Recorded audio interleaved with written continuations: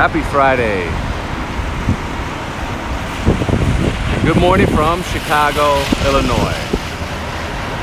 More specifically, Uptown Chicago.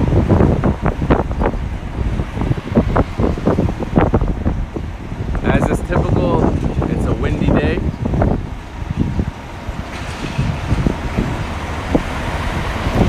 And in front of you, you can see the Uptown Theater. What's going on, Cartier from NYC? So this live tour is going to have a couple of New York references, New York City.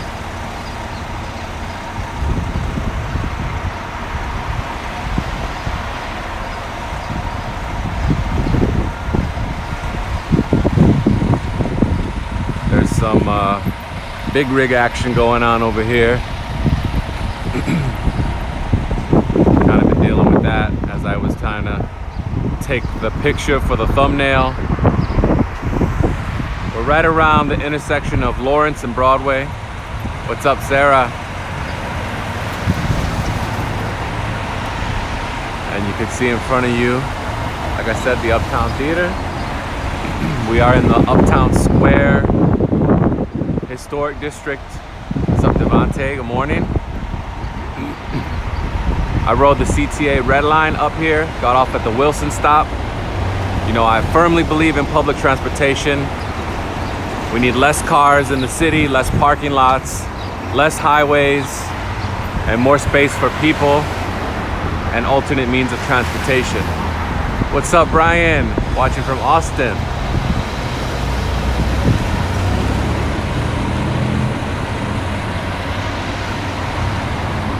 Got a plant store right behind us.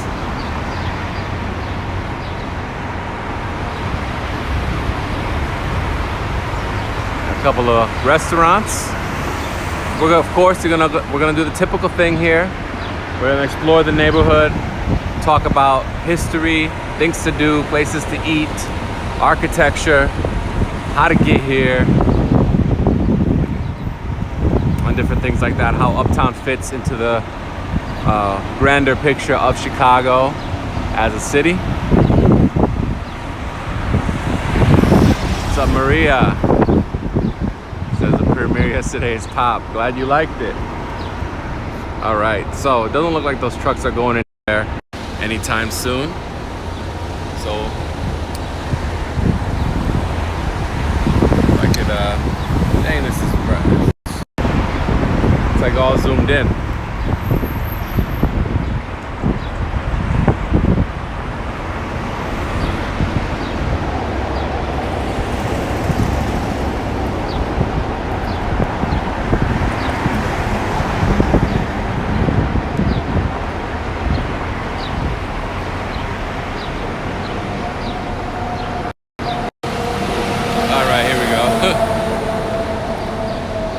Super zoomed in. I don't know what's the deal with that, actually. I've never seen it this zoomed in. That's really bizarre.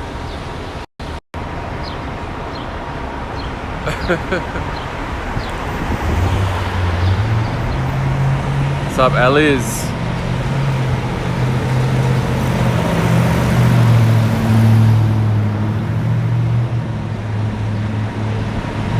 Good morning, Gary.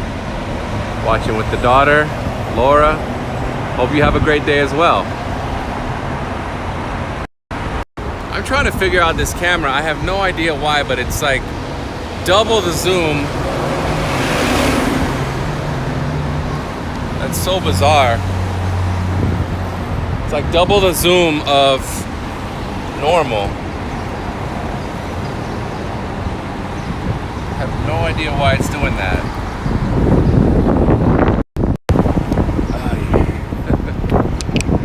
Terrific, what up?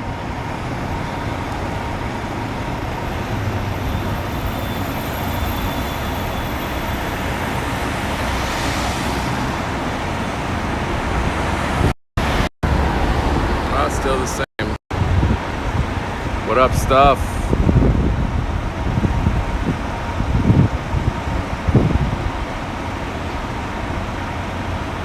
Trying to see if I have this accidentally zoomed in or something.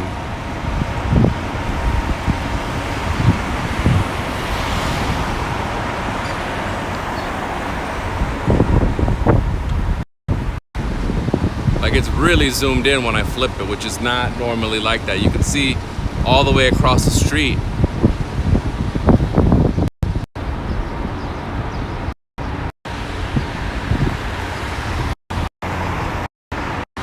What's up, Natalie? All right, we're just gonna have to roll with this because it's like super zoomed in, so I will try my best. Look at that. I got it at an arm's length and all you can see is the top of my head. I have no idea why that is. Okay, I think I have an idea though.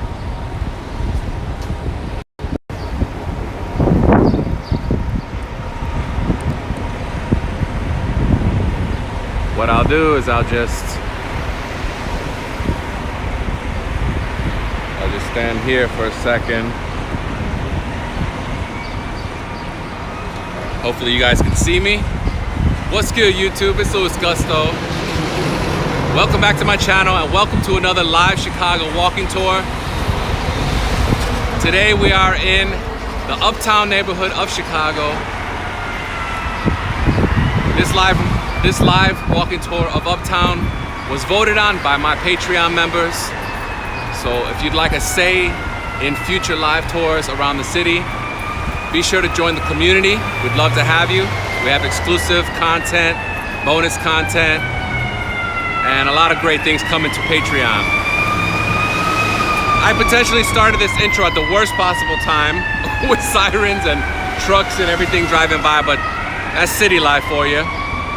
Before we jump into the Uptown tour, finesse that like button, subscribe if you are new to the channel. We are hitting 9K today and we're hitting 10K by next week. So please share this. We're taking this content around the country, around the world very soon. So let's just jump in to Uptown.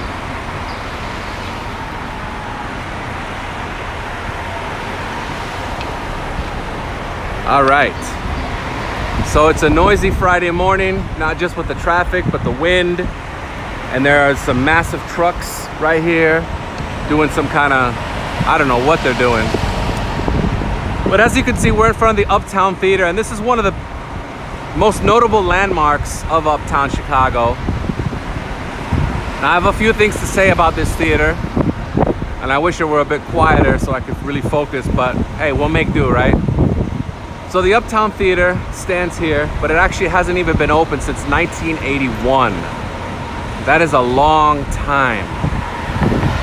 Thankfully, it still stands. It is a Chicago landmark, so the building itself is not going anywhere, thankfully. So we'll talk about the Uptown Theater. It is on Broadway, which we'll talk about as well, just north of Lawrence Avenue. It's on the National Register of Historic Places. It is part of the Balaban and Katz theater chain. They had several theaters across Chicago, many of them, of course, having been demolished. This is the largest one that remains.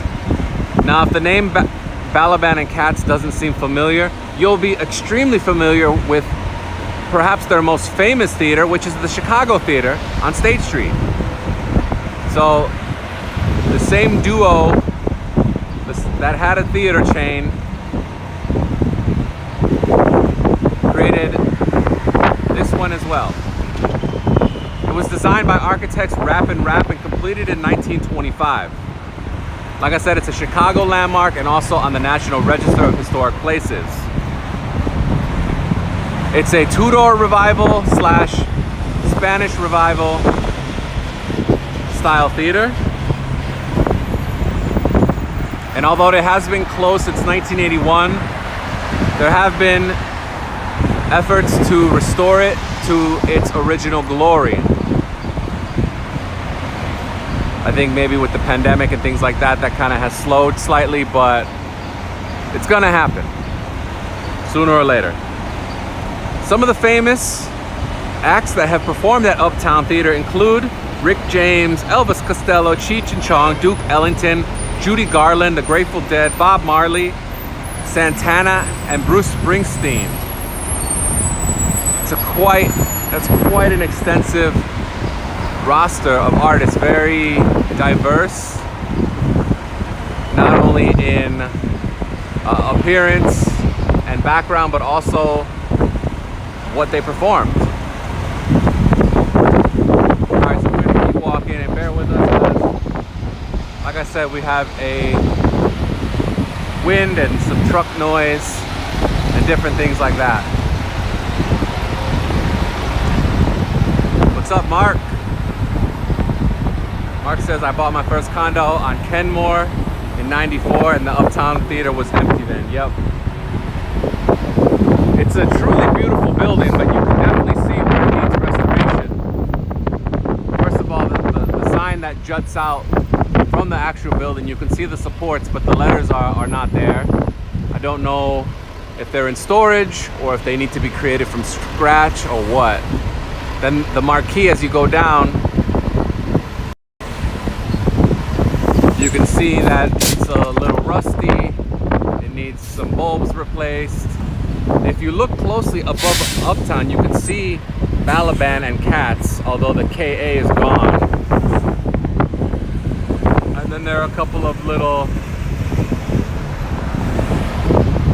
vinyl banners saying Uptown Theater 1925 to 2015, not for today, but for all time. What's up, Zach? Brian says, what a beautiful building. Hope to see it restored to its grandeur. Quentin, what's up? Says, this is great. I'm looking to maybe move to Uptown in a few months. Nice. So I wanted to start here. I haven't created much content in Uptown, but I have the Uptown section of Lincoln Park is great. And again, I apologize for the wind. It's you know, Chicago, it's windy pretty much every day.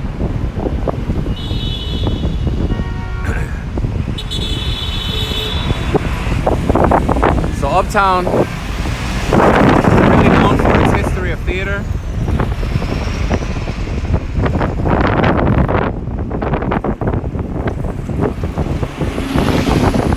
Across the street you can see the Green Mill,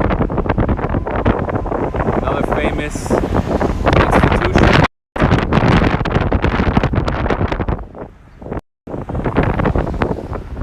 I'm glad I'm not flying the drone today.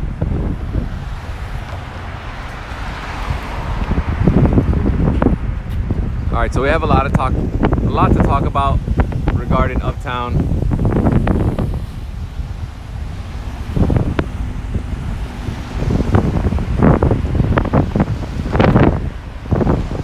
Over here we have a former bank building that is also a Chicago landmark. Today it's the Bridgeview Bank. And I believe there are some apartments up top. Hey, what's up, Gio? Gio says some of the best Asian food is in Uptown. Absolutely agree with you there. We're gonna talk about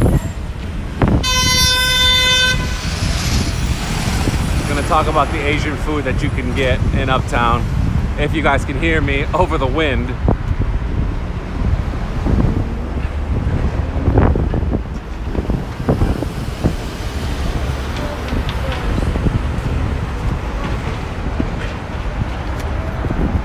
There's another former glorious institution of Uptown, the Riviera Theater. And like I said, we are in the Uptown Square district of Uptown. This was formerly the Sheridan Trust and Savings Bank building.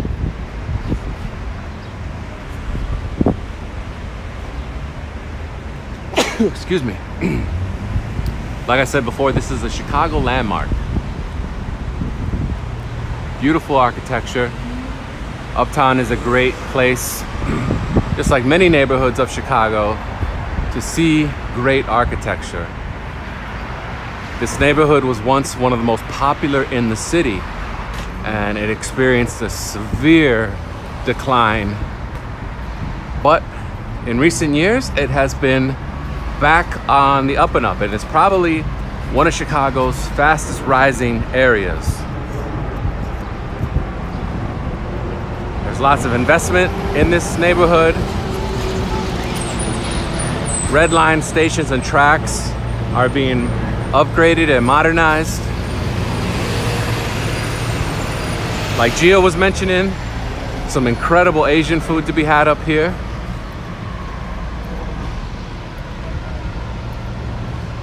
Up ahead you can see some street art by Hebrew Brantley, Chicago artist who has many collaborations. Hey, maybe one day I'll collaborate with him.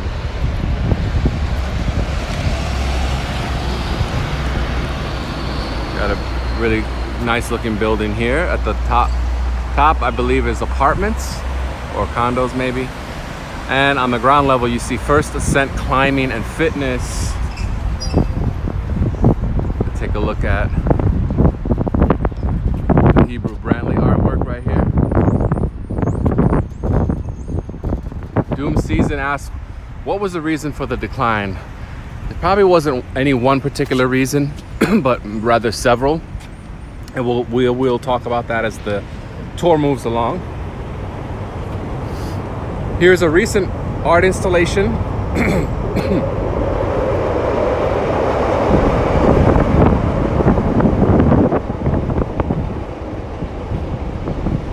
I think some dust got into my mouth.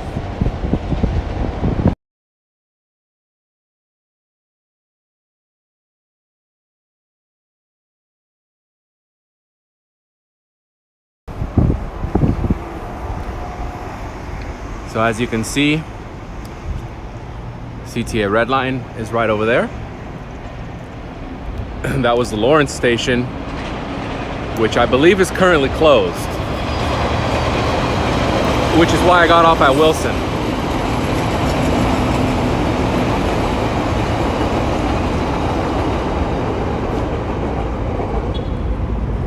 Not sure how many of you guys know, but the CTA Red Line runs pretty much the entire length of the city. And they are extending it south, but it currently runs from 95th Street all the way up to Howard Street, which Howard is the north border of Chicago. 95th Street is not, but it gets close. All right, so I'm attempting to put my drink back in my book bag. There we go. All right, so here we go. This is a Black Lives Matter art installation. This is done a collaboration from several artists. You can see JC Rivera's Champion Bear, and we'll take a look at all the letters. Rosa asked, how often do I check my Instagram DMs? Very rarely, Rosa. I have email. I don't do Instagram DMs.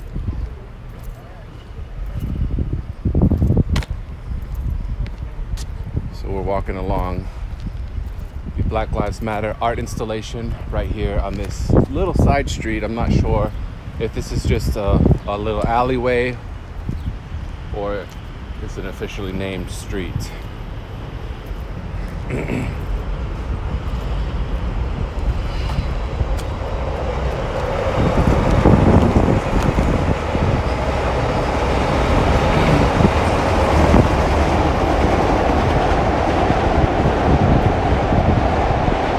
What's up, Pavithra? Says big fan of your content. I appreciate that.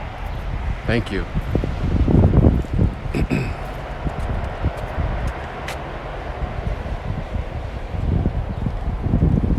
All right, Black Lives Matter. And this is a beautiful art installation here in Uptown. Itself a very ethnically and racially diverse section of the city. Which we'll also get more into. All right, so feels like the wind has died down a little bit. Maybe I spoke too soon, I don't know. But we're gonna walk down Broadway.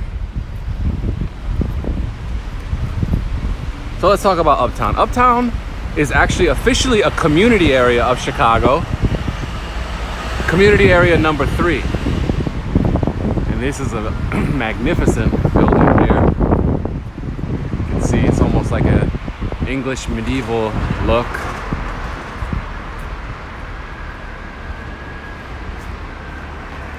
Ben says, I love it. The artist did a great job with the Black Lives Matter art. I agree. Really nice. I would like to get a drone shot of it. Check this building out.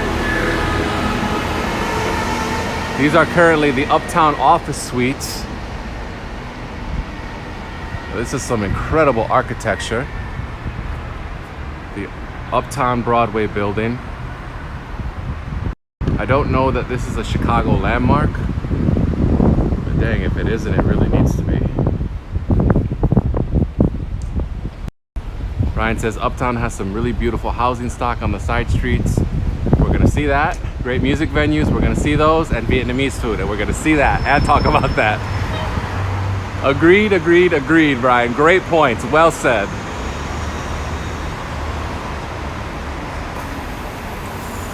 What's up, Dean? Happy Friday to you. Beautiful day, Chicago. Thank you. I will try to keep up the good work. Oh, Mark says this building was once owned by Capone. What's up, Joseph? Hey, Twana, what's up? Weather is beautiful in Chicago today, absolutely. Hopefully the wind isn't too serious, so it doesn't drown out my voice. But I love this Uptown Broadway building. So Uptown, like I said, is a community area, number 3. It's about 6 miles north of the Loop, and it's comprised of several neighborhoods, including the namesake Uptown neighborhood. You also have Buena Park, Sheridan Park, Asia on Argyle, which is also known as New Chinatown, Little Saigon, and Little Vietnam. I think it might be the only Chicago neighborhood with 4 names.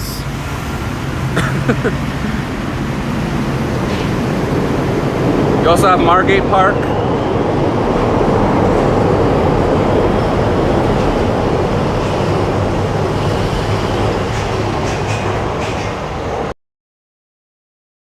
You also have Margate Park, and part of Andersonville is in Uptown. The rest of Andersonville is in Edgewater, and we'll touch on Edgewater a little bit. Here's a cool mural with some Canadian geese. One says, I will, the other says, we will. Beautiful message. Ozymandias, what's up? Says this intricate architecture and the engravings and sculptures don't fail to amaze me. Agreed. Here on this side street, we have some really nice terracotta. Some lovely colors. Hopefully the sun's not washing those out for you guys. What's up, Lou? Lou says your videos are helping me out so much moving to Chicago in August for school at DePaul. I'm glad to hear that, Lou.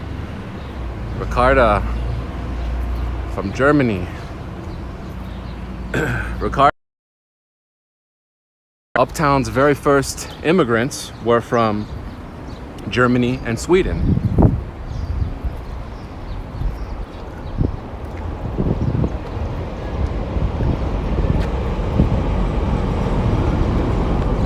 They were farmers.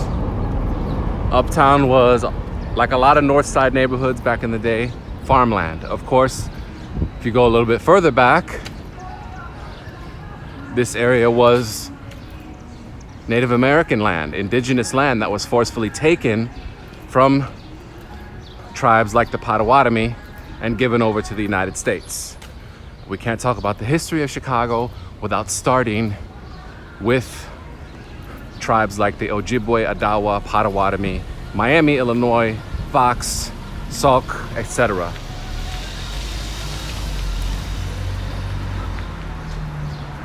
Anwar asked if I made any videos on North Park. No, I have not. Not yet. So let's talk about the borders of Uptown, the community area. Uptown is bordered on the north by Foster Avenue, on the east by Lake Michigan, on the south by Irving Park, and the west has 2 borders. So the western border north of Montrose is Ravenswood Avenue, south of Montrose is Clark Street.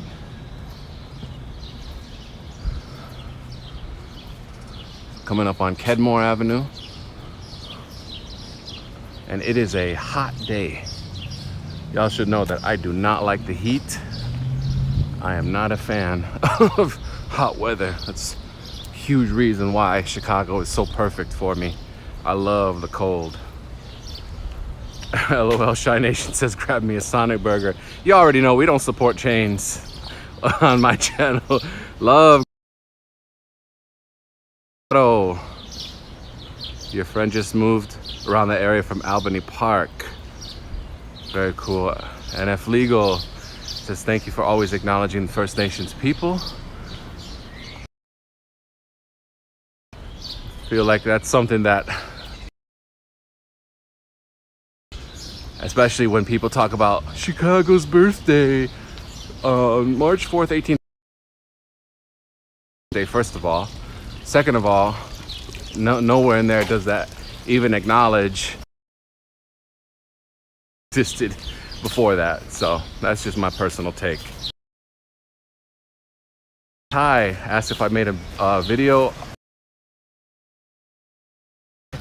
That'll be probably once I get my bike around to all the different murals. So it will be an easy one to do. You don't have oh, internet.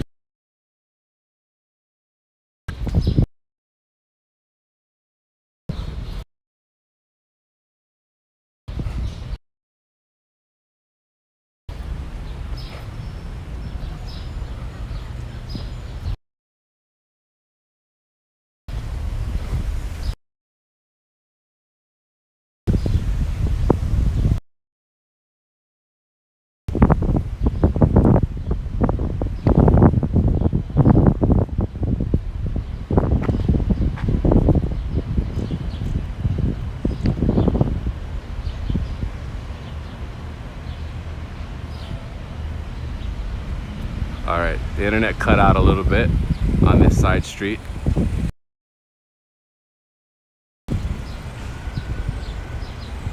So like I was saying, to answer your question, Ty, I have not done a video on street art and murals in Chicago, but I definitely have one coming this summer, and it will be an easy video for me to do because I know where a lot of the good ones are.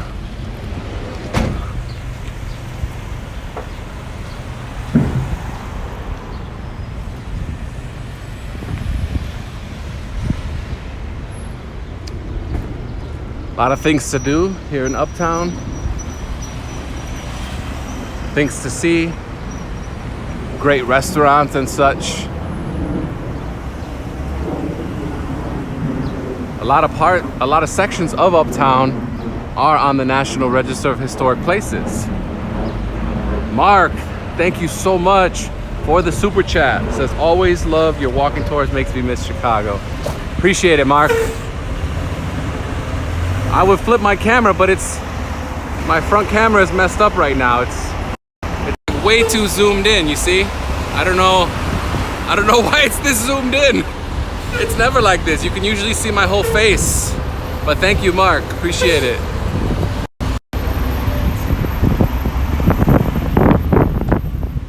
Comes that wind again.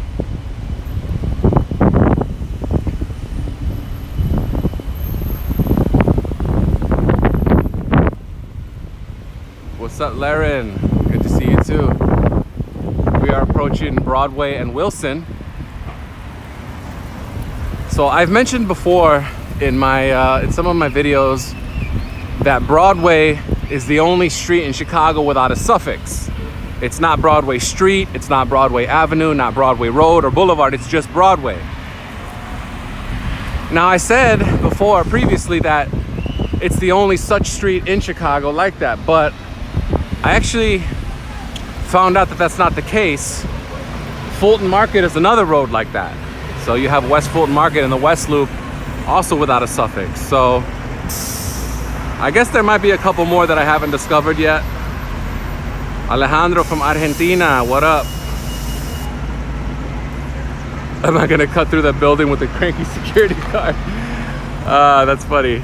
We're 6.5 miles north of that one. Here's the Uptown station. This was recently renovated. This is a Beaux Arts building, as you can see.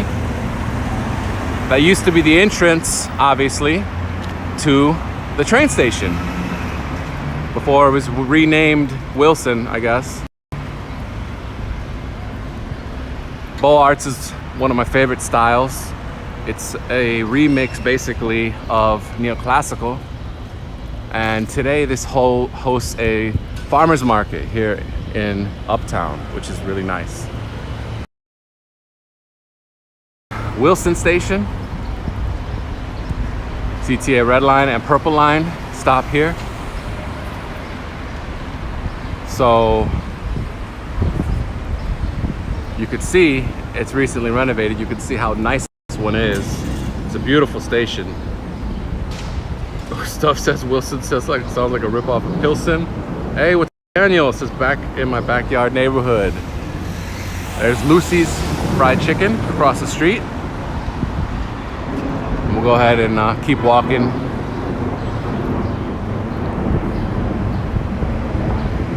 What's up, Connor? So like I said, I took the Red Line this morning to the Wilson stop.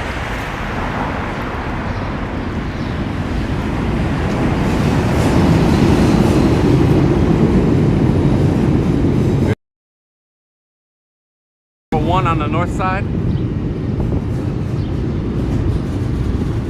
What's up, Chris? Says love your videos. I appreciate that. There's Harry S. Truman College.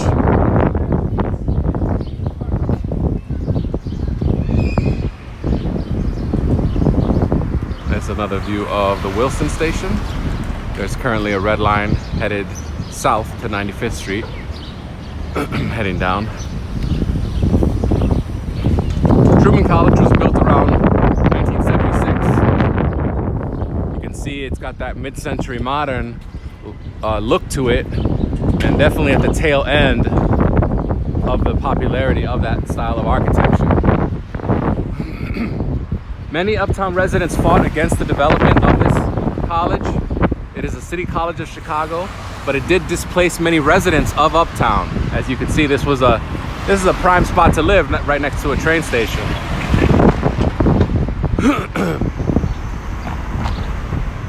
Here we have another really beautiful apartment building, some nice architecture.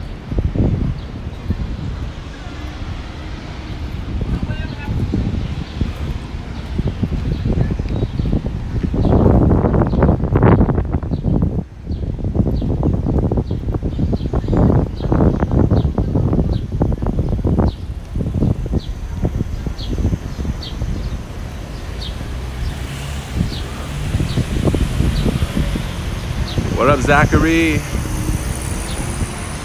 What's up, Jalen?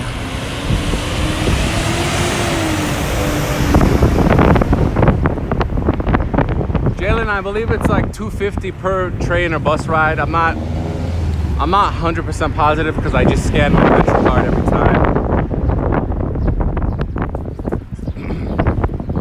So how do you get to Uptown? Well, like I said, you take the CTA Red Line. You can get off at Wilson or Argyle. Lawrence Station is currently closed as far as I know. Argyle is being rebuilt, but there is a temporary station, so you can still get off there. And we'll talk more about Argyle as we move along this tour. Here's engine company number 22 of the Chicago Fire Department. Cool little fire building with that kind of structural expressionist look. You can see the steel supports prominently featured. Painted red. And then we have another nice mural here at Truman College. Beyond human dreams of loveliness. Sun's a little bright. I gotta go to the shade to read the messages. Daniel says I got Chinese right next to the Wilson's Red Line the other day. Love says Uptown is one of my favorite places. Thanks for this live. You're very welcome. Daniel says I had to walk to Ashland to take the Lawrence bus to Uptown.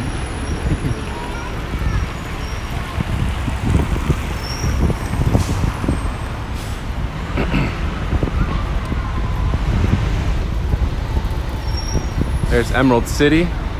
This is a coffee shop. Really nice building.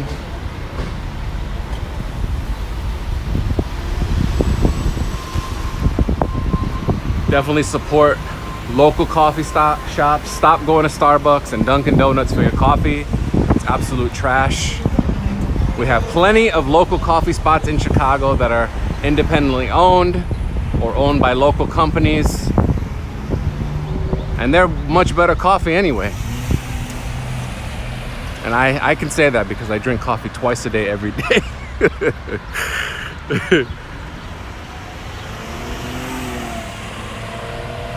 All right, so we are in the Sheridan Park neighborhood of Uptown at the moment, on Magnolia and Wilson.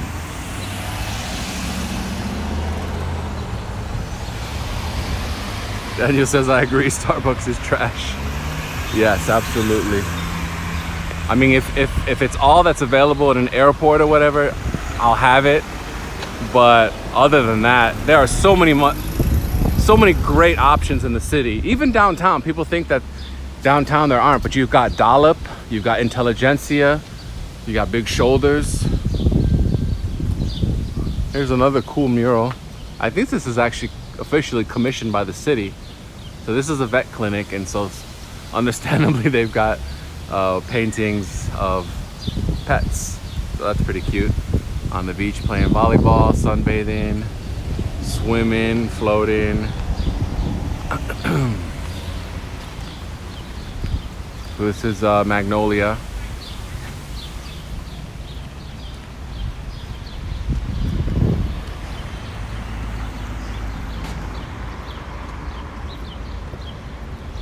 So other ways to get to Uptown include lots of CTA buses run through this area, like the 78, the 22, the 36, 151, 136, 146, 80, 81, the X9, and the 92.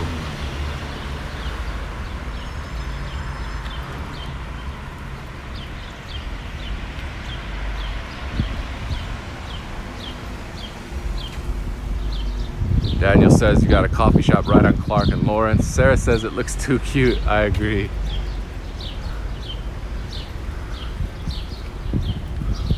Uptown has a very vibrant community.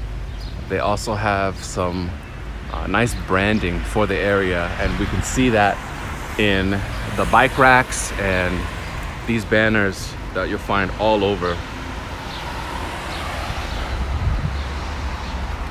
We've got more public art over here. This is City Mindset by Azak. There's the 78 bus, which we just talked about. Like I said, many buses come through this area, so it's very easy to get here. It's only 6 miles north of the Loop. On a bus or a train, you're talking maybe 30 minutes from the Loop, depending on that time of day.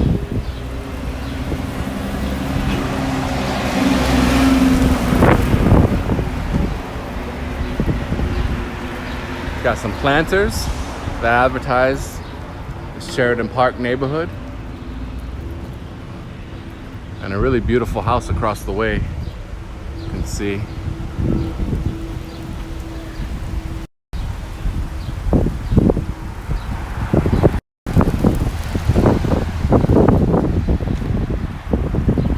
So we'll talk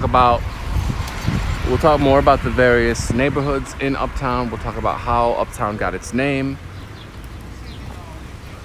things like that. And of course, I will be putting together an Uptown neighborhood guide.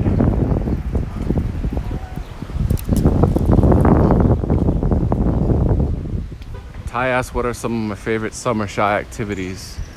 Ooh, there's so many. I always do museums no matter what the weather.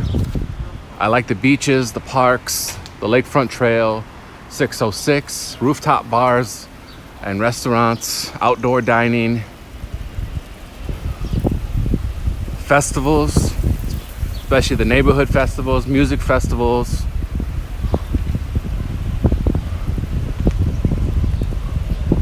Across the street Kalish, which is a vegan restaurant.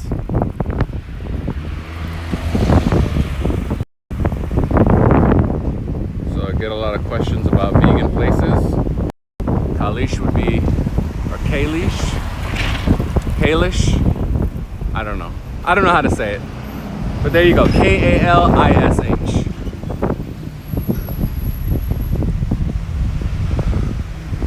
Stuff asked if there'll be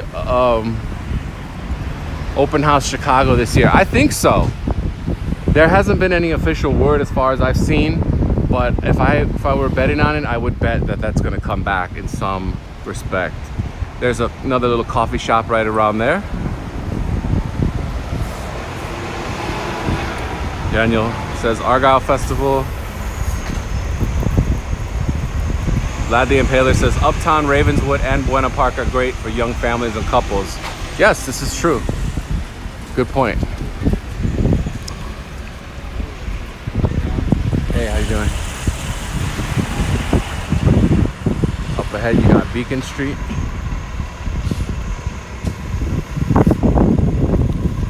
Ty asked if I'm going to Lala this year. If I get invited as a media person, then absolutely. So yesterday, actually, speaking of that, I got invited to the Friends experience on Magnificent Mile. I live streamed that, so if you're a Friends fan, you should definitely check that one out. It's a cool throwback to that 90s sitcom. Narissa and I got some really dope photos. I'll be sharing some on my Instagram feed either today or tomorrow.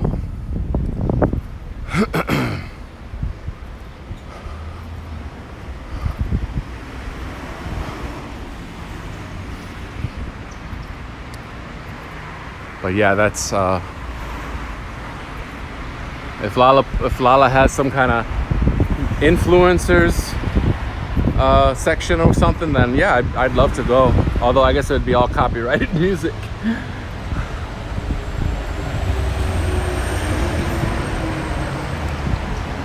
Here's the mukase. This is authentic African food. Again, I apologize if I'm mispronouncing it.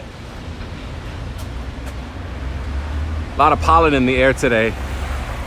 Excuse me. Jason went to the Friends exhibit in Chicago. Very fun. There's the mukase African restaurant. I actually have not eaten there, but I have eaten at Demira, which is an Ethiopian restaurant, which we'll pass again later. It's close to the Uptown Theater.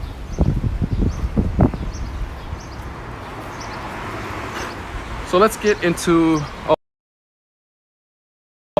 I told you guys the borders of Uptown, how to get here. In case you just joined, the borders of Uptown are Foster Avenue on the north, Irving Park Road on the south, the Lake Michigan on the east, and on the west, north of Montrose, Ravenswood Avenue is the western border, south of Montrose, Clark Street is the western border. And we've come to one of several historic districts of Uptown. So this is the Dover Street district. So let's check this one out.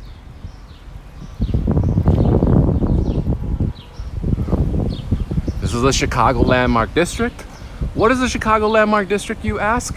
Well, it's basically a historically significant, usually architecturally as well, part of the city. Usually 99% of the time it includes multiple buildings which become landmarked and are protected from demolition and significant exterior alteration. So I'll go ahead and read you the Dover Street plaque for the Landmark District. This suburban style enclave began as a speculative development in 1891. Prominent landscape architect O.C. Simmons' plan for the subdivision provided for wide lots, deep setbacks, and an angled street layout. The district's large, finely crafted residences represent a range of popular architectural styles of the period, including Second Empire, Tudor Revival, and American Foursquare. So this runs from Sunnyside Avenue all the way up to Lawrence. So we'll go south to Sunnyside, this way we can see most of these homes that are part of the historic district of the Landmark District. In addition to having landmark districts, Uptown actually also has some districts that are part of the National Register of Historic Places. Of Chicago that are near Uptown include Wrigleyville, Andersonville, Edgewater Beach, and Graceland West. What is Graceland West? Well, it is the neighborhood just west of Graceland Cemetery. So like they say, you have very quiet neighbors. It's beautiful homes here. I'll try to get you guys as wide of a shot as I can. So beyond the Native Americans that lived in the Uptown area for at least several hundred years, you have Graceland Cemetery being established in 1860. Graceland Cemetery, which we'll see a little bit later in the tour, is part of Uptown and houses, I guess you could say, many of the most legendary Chicagoans, from former mayors to prominent architects and more. Graceland was developed as a Victorian park cemetery designed for people to not only visit their deceased loved ones, but also to enjoy park space. It's a little known fact about Graceland. It is completely free to go and visit. Before those types of cemeteries, overcrowded city cemeteries like the one that was in today's Lincoln Park. Now that one is now a park, and outside of one sole mausoleum, there's no evidence except for all the skeletons buried far underground. So 1860, Graceland Cemetery gets established. Around that time, you have German and Swedish immigrants coming to the Uptown area for the farmland. So areas of what is now Chicago in the early days, in the early 1800s, were extensive farmland. So even a neighborhood like Old Town, hard to believe, but it also was once farmland. Lincoln Square also, lots of farmland back in the 1800s. So we've made it to Sunnyside, which is the southern boundary of the Dover Street Historic District. So for now, we'll head back north and check out more of the buildings that contribute to the landmark status of this area.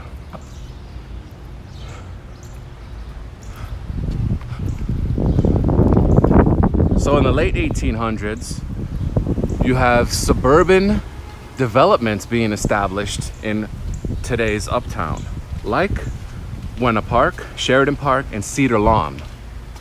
So keep in mind, back in those days, the city of Chicago was very, very small compared to what it is today. And places like this started off as suburban developments. With the advent of public transportation, like trains, cable cars, etc., middle-class workers were able to enjoy suburban life while still holding down a high-paying, competitive job in the city. However, suburbanism took a wrong turn somewhere along the way, probably in the 50s and 60s, and completely got off course. But that's another discussion for another day. Daffy and Louisa, beautiful day. Can you use Apple Pay on the L train? Yes, you absolutely can. And you could also put your Venture card on your Apple iPhone or Apple Watch. And you can move it back and forth from your watch to your phone, but it can only exist on one device at a time. Victor says 70 plus on chat, 40 plus likes. Let's go, friends. Finesse that like button. Thank you, Victor. Appreciate that. There's a nice home that's part of the Landmark District.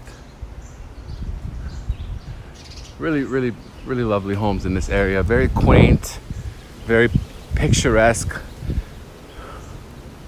And these date back to the late 1800s, early 1900s. headed back to Wilson Street, or Wilson Avenue, my bad, which we just turned off of, and we're gonna see more of the Dover Street district.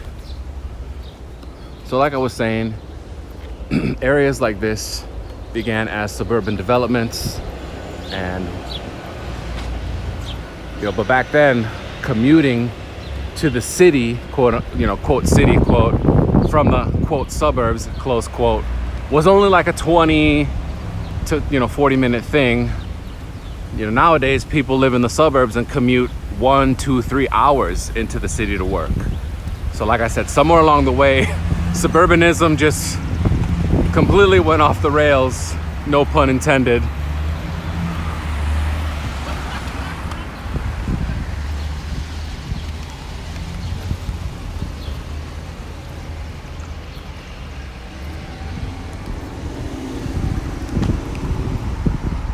You can see these beautiful tree-lined streets here in Uptown.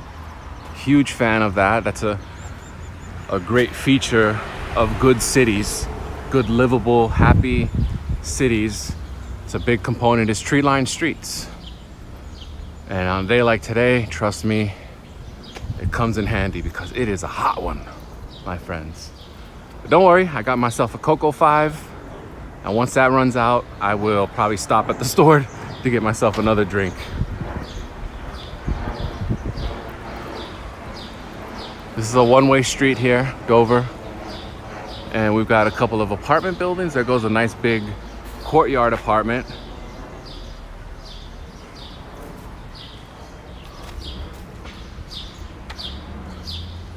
And then you've got some more of these beautiful historic homes. What's up, Brian? Marilyn asks, are these $1 million homes? It's a good question, Marilyn. I would have to look it up online. This is a beauty right here. Take a closer look at this one. Very picturesque.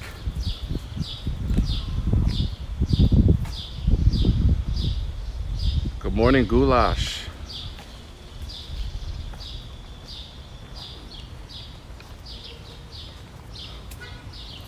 Thank you to everybody who has shown mad love to the Sears Tower Skydeck video. It is doing phenomenally well. Really appreciate that. That's my first produced content in like almost 4 weeks. It's just been doing so many live. And you can see it's a little tougher to see the homes and apartment buildings when the trees are in full bloom, but we can still make them out. Brian asks about what I'm filming with. I have a link to all my gear. Let me put that in the chat.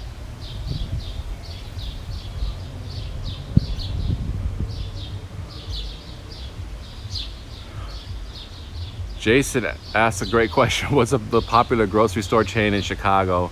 Well, that would be Mariano's and the Jewels. Jewels is probably the most classic one. Mariano's was a spin-off of Dominic's, you might want to say. Beautiful homes here, very lovingly maintained. You can see it's a really nice picturesque street.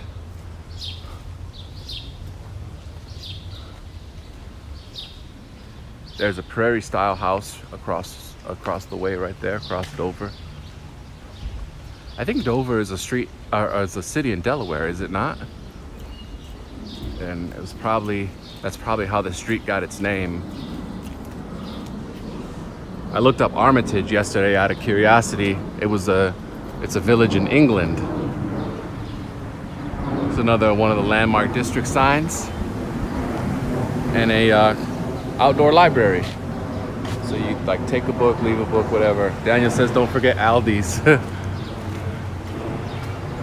I think I've shopped at Aldi's one time my whole life, once or twice. This is a great one too. Very English cottage, maybe Tudor revival, kind of. I know Stuff is big into Tudor revival houses, so hopefully he's still watching because this one's pretty nice. Got some cool stone work at the bottom and really beautiful pitched roof, a stone chimney. Low-key luxurious. Thank you. Dover is the capital. Thank you. I knew it was an important, because how many cities can you actually name in in Delaware, right? Not too many. Daniel says, I shop at the Aldi's on Broadway and Sunnyside once a week. And that's dope. So we're at Leland Avenue now. And we still have some more landmark homes to see.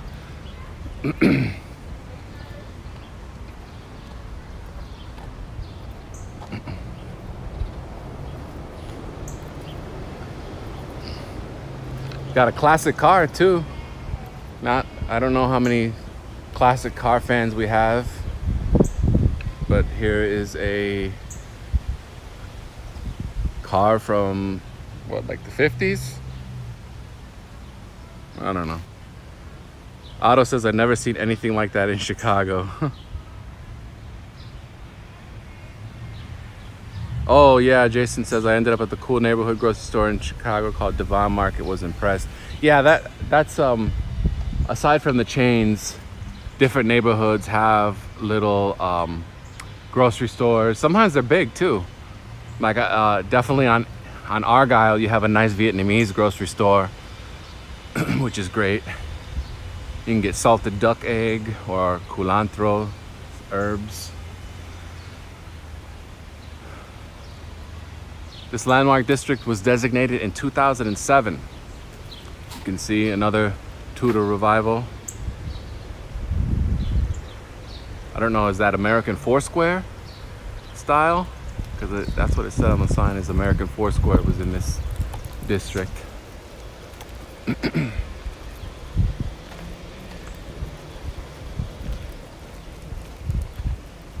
So you got to figure that the original inhabitants of these homes probably visited Graceland Cemetery a lot. Why do I say that? Well, Graceland Cemetery is right up ahead. And although there's no entrance there, I could probably imagine, or I could imagine that there were probably multiple entrances back in the day when it first opened. You gotta figure. Something like that was a really popular attraction among locals. There's another nice one. This kind of brings us to the end of the Dover Street Landmark District. Let's see if there are any more. Yeah, there are a couple more homes.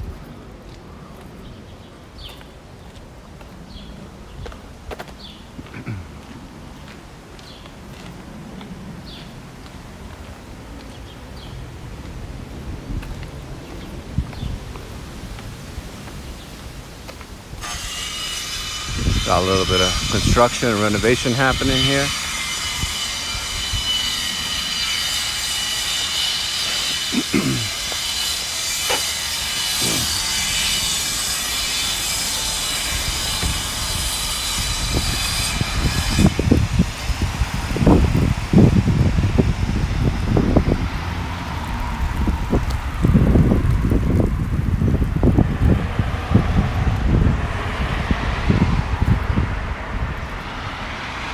So like I said, this takes us all the way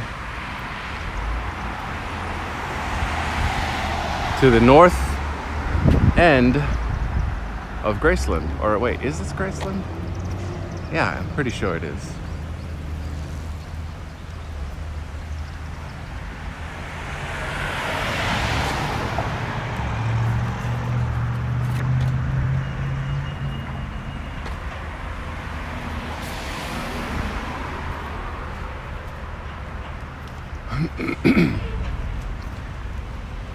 So we're now approaching Clark Street and Lawrence.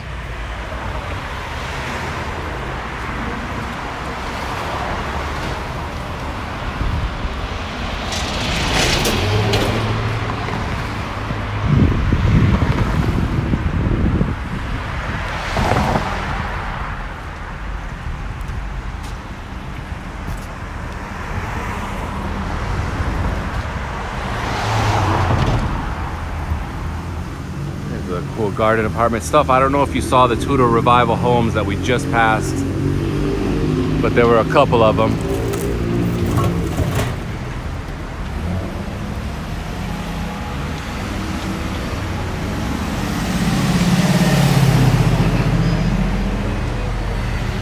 So right across the street you have Ravenswood.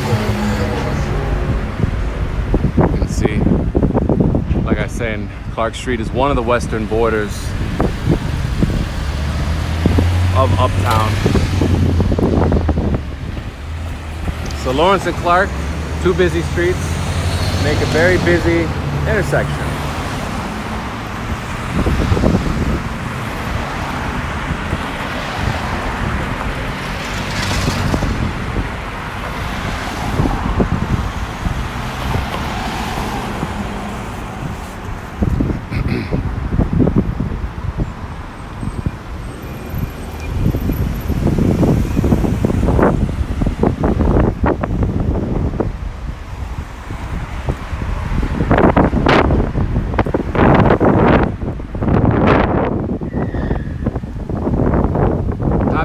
To everybody watching. It's a beautiful morning in Chicago.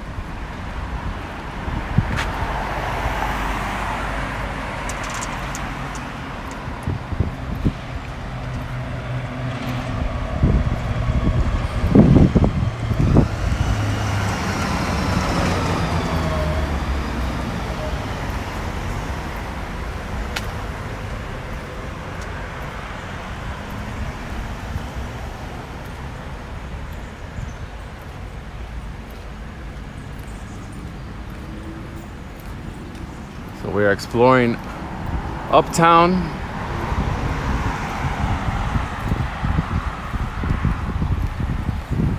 Oh, so this actually wasn't Graceland, my bad. I wasn't 100% sure. This is actually St. Boniface Catholic Cemetery. So this is one of two historic cemeteries in Uptown. St. Boniface, of course, a little bit less famous than Graceland. That's probably putting it lightly. No pets allowed, but you can see, you've got this really pretty cemetery right in the middle of the city. And today it might seem strange, depending on where you live.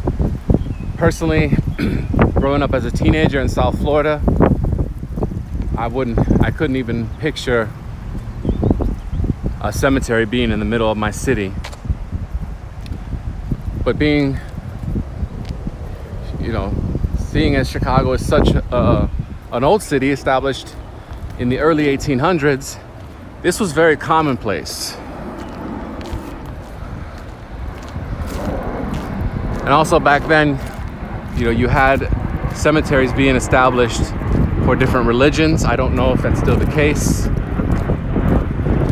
but you had Catholic cemeteries, Jewish cemeteries, and then I guess you had your non-denominational ones like Graceland. We're not going to tour around the whole place. Just wanted to give you a little look at this area. You can see the various trees. And as far as I can tell, this is not a Victorian cemetery like Graceland is. So Graceland is designed more like a park, and this is very clearly designed more like a traditional cemetery graveyard.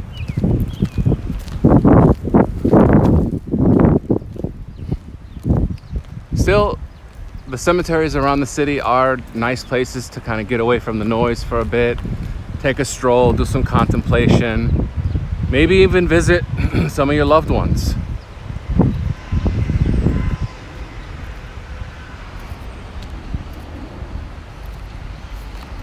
There's the 22 bus coming up on us. That is Clark Street bus.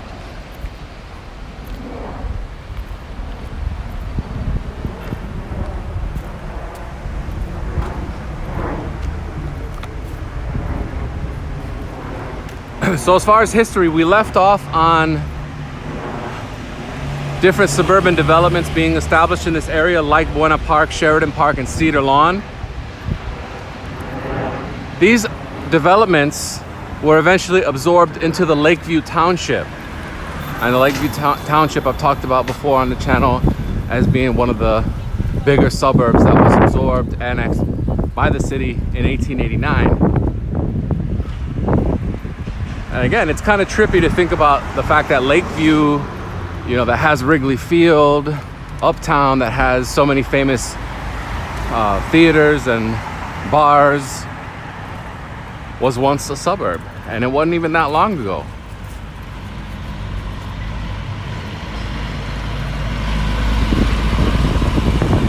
Crystal, what's up? Crystal says, nice neighborhood. I remember taking Wilson Street to take my son to Truman College. They have very nice houses around there. Yeah, Crystal, and we saw Truman College just like 10 minutes ago or so.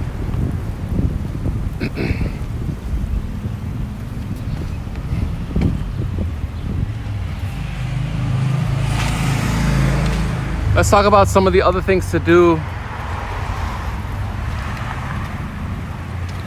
in Uptown. You obviously have the St. Boniface Cemetery, which again, like I say, it's a park-like atmosphere. So you can stroll and check out the trees, you know, get some maybe some morbid photos for your social media feed.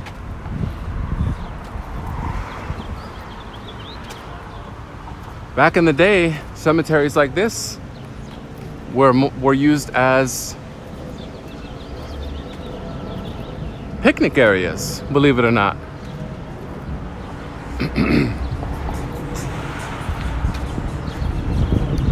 And now we're getting into the Andersonville neighborhood. So Andersonville, famous for its early Swedish residents. Today it's one of the other LGBTQ plus neighborhoods in the city, or at least, you know, very friendly to LGBT folks. There's a sign for St. Boniface.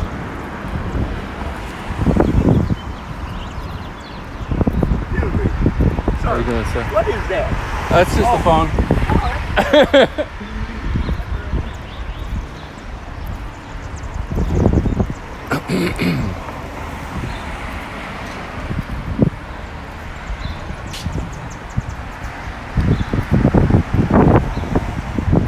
There's some more street art over here. This is again officially commissioned by the city. It's pretty dope. Daniel says Graceland was 1 year after Wonders. Wonder Cemetery is also somewhat nearby.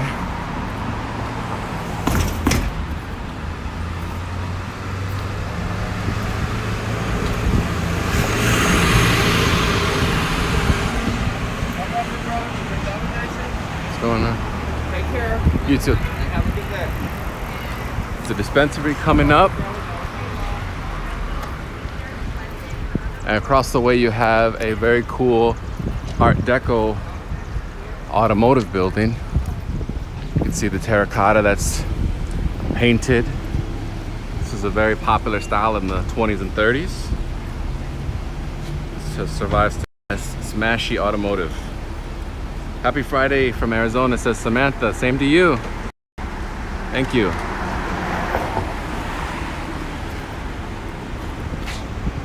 So Andersonville is partly in Uptown and partly in Edgewater.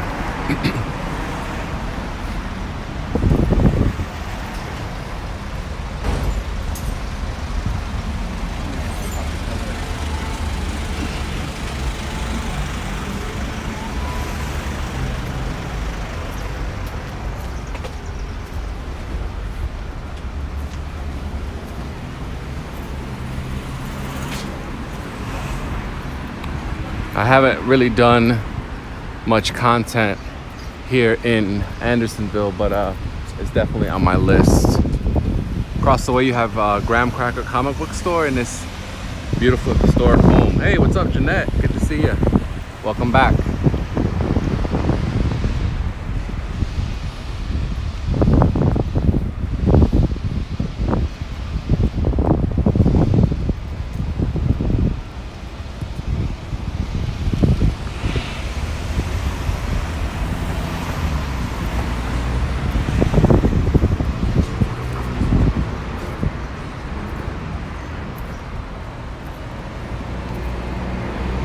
There's the Andersonville hardware store.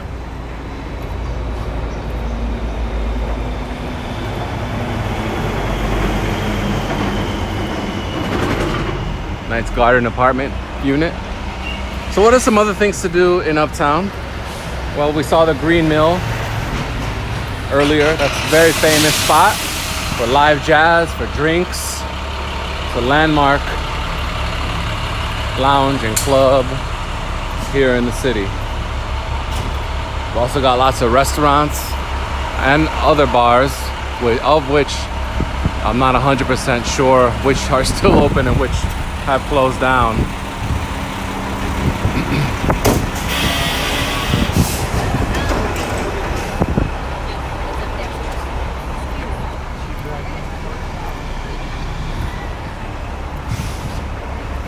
You have Dollop Diner over here. And a Jet's Pizza.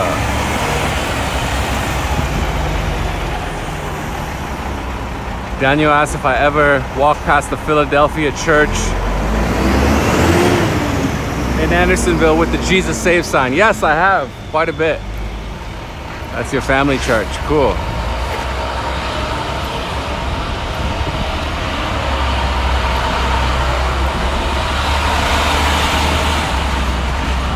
We're currently walking north on Clark. We're in the Andersonville neighborhood and the northwestern corner of the Uptown community area. Now, if you look at official city maps that draw out neighborhoods, you're most likely going to see Andersonville starting right here at Foster and Clark. But the Andersonville neighborhood actually extends a little bit further south. And that's why neighborhood boundaries, that's one of the reasons why they're so tricky. And what I attempt to do in my neighborhood, guys, is kind of give you a good kind of average of different sources. But I know there's a lot of confusion about Chicago neighborhoods and where they are and their boundaries. Oh, there's our beautiful art installation. You can see that. Just noticed that.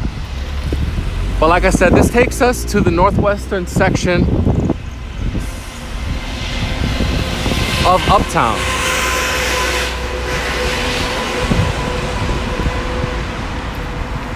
Andersonville is a really nice neighborhood, and it's actually where I lived as a baby. So it's really special to me. There's Hop Leaf, which is a great bar and pub, tavern, however you want to call it.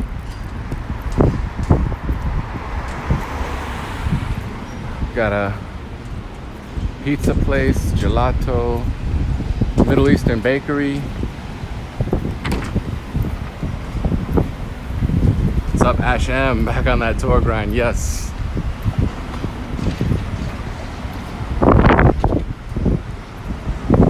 So this brings us to the northern boundary of Uptown.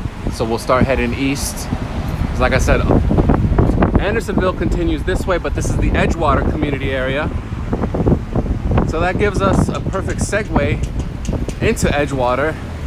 Edgewater actually used to be part of Uptown. For about 60 years, Edgewater was part of the Uptown community area. However, as Uptown went through a sharp decline, lost its status. Oh, by the way, there's the Swedish water tower. Gotta show that. So as Uptown went into like a sharp decline, residents in the northern part of Uptown kind of rediscovered and dusted off the old Edgewater name. So they brought it back. They did their thing, their thug thizzle, and got the city to designate Edgewater as the 77th community area. So before that, we had 76 community areas up until around the late 1970s, when we got Edgewater as number 77.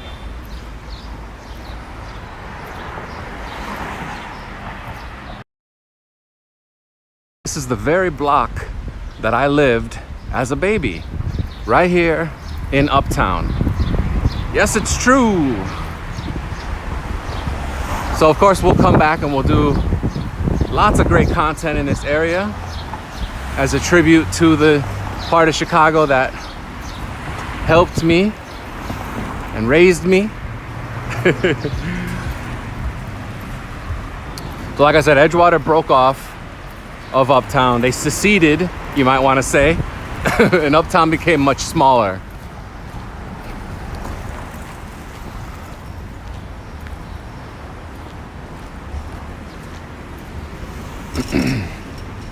Today, both areas of the city are great in their own respects, both Edgewater and Uptown. A couple of weeks ago, we all went on a live walking tour of Edgewater. We saw Devon Street, we saw Edgewater Beach, some of the historic mansions, some really great street art. There's the 92 Foster bus. But like I said, my Patreon members voted on Uptown the next live walking tour outside of downtown. Of course, I go downtown a lot because there's a lot to talk about, but it also attracts the most viewership. So it's one of the best ways to grow the channel right now, which is great. I think every time I do a downtown live tour, I gain like 100 to 200 subscribers. Goulash says, I love visiting the houses I used to live in Chicago. Memories. Nice.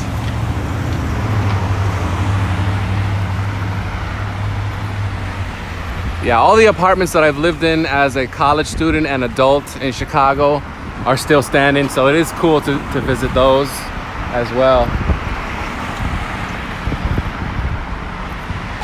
But we're walking along Foster Avenue, which, like I said, is the border that divides Edgewater and Uptown.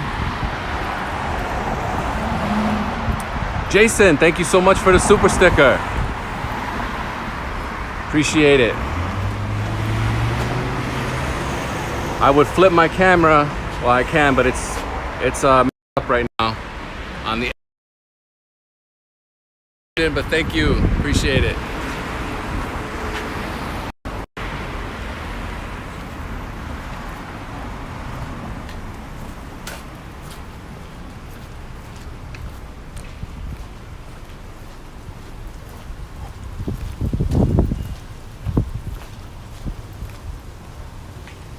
So we've been talking about Uptown, right, and Broadway. How did they get those names? Ever wonder about that? When you think of Broadway, when you hear it, when someone says the word Broadway to you, 90% of people are going to think of New York City. Maybe more, right? Personally, now when I hear Broadway, I obviously think of the street because I live really close to Broadway. But most people around the world are going to think of New York City. Well, yes. Broadway actually used to be called Evanston Avenue. So what Uptown community and businesses and leaders of the community, they banded together to form an Uptown Association. And at the time, they were really getting into theaters and entertainment venues and restaurants, but they were competing with other parts of the city, like the Loop and like Woodlawn, believe it or not. Woodlawn was actually also an entertainment district. So in order to compete with those other areas of the city,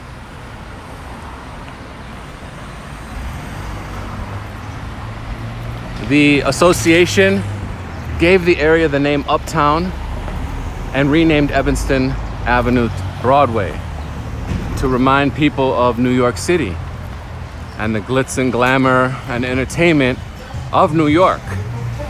So that's how these two entities of Chicago got those names. So that's a cool New York City connection, of which there are many. I always say New York and Chicago are way more related than people might realize. Yes, they're both major American cities, two of the biggest world cities in the country, but they have many, many connections outside of that. And that's just one of them. Pine Rock says it looks so beautiful there. It definitely is, especially with these trees and the sun out. Tawana says I was born and raised in Woodlawn. So Woodlawn is another area of the city that is definitely on the rise. And it might take a little bit longer, I think, for Woodlawn, but I know there's gonna be a lot of development, especially as Hyde Park and the University of Chicago continue to grow and thrive.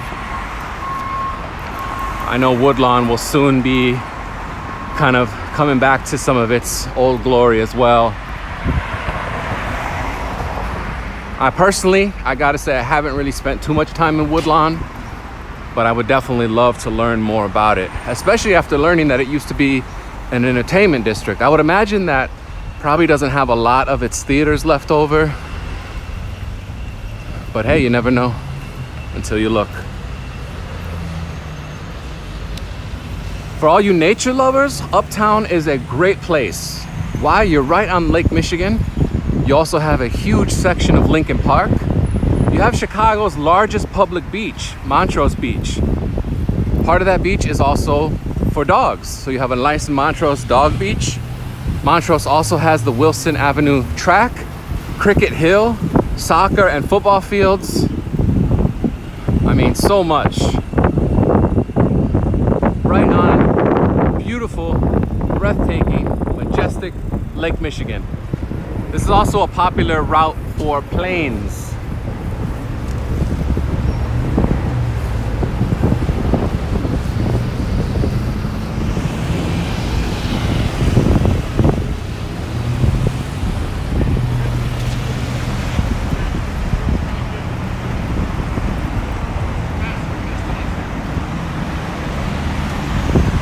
So you see on the street sign, Broadway, no suffix. Now there are some Broadway signs that are mistakes and say, I think, like Broadway Avenue. Just know if you see that, it's a mistake. It's a typo. David, what's up? You say, you went by my house in Sheridan Park near Dover. That was cool. Yeah, it's a beautiful little area. So we're getting to the L tracks again, the overpass, and it's almost time for me to have a drink of my Cocoa 5, replenish those electrolytes, you know what I mean?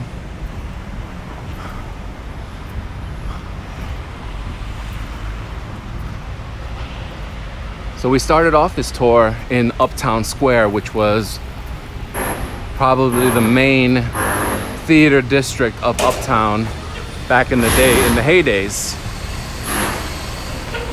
And we'll get back to more of the history and future of Uptown. Tour. Got some cool mosaics over here.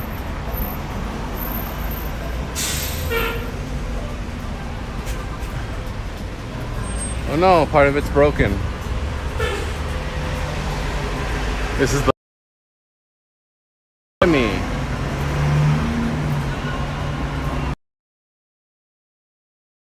So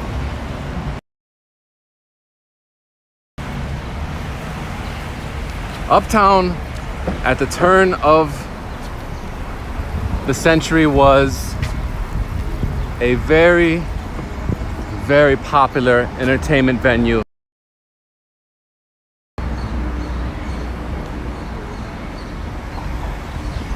And we still have many of the former theaters that still stand, but just need restoration and need to be reopened. Like, of course, the Uptown Theater, which has been closed since 1981.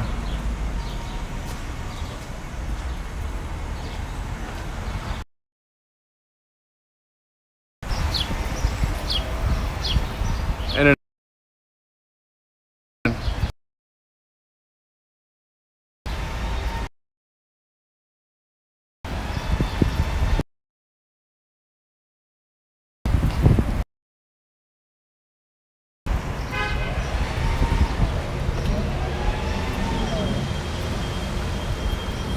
all right, we're back. Hit like a little dead spot for self-service, I guess. So like I was saying, yeah, we were in Andersonville, and then in the Uptown part, and then we got to Foster and headed east. But I was a baby living in Andersonville. That was my first Chicago house, right in Andersonville. So it's very special to me. So we'll be back. I mean, not to mention that it's one of the highlight neighborhoods of the city.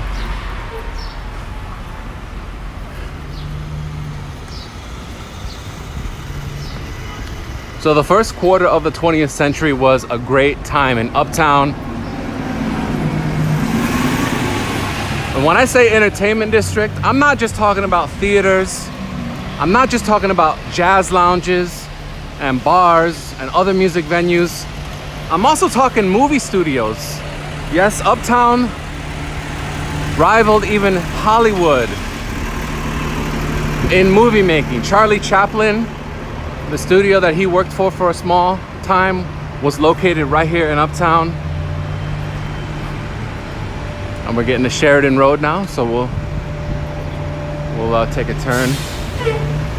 There's the Marianos and the 151 bus.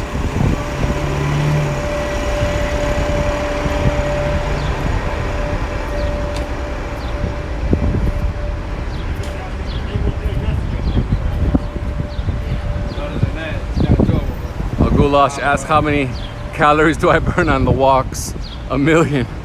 Nah, not quite that much, but definitely a lot. I probably burn anywhere from 500 to 1,000 calories depending on how long the walk. Ash M says, I always have to pull up Google Maps on your walks.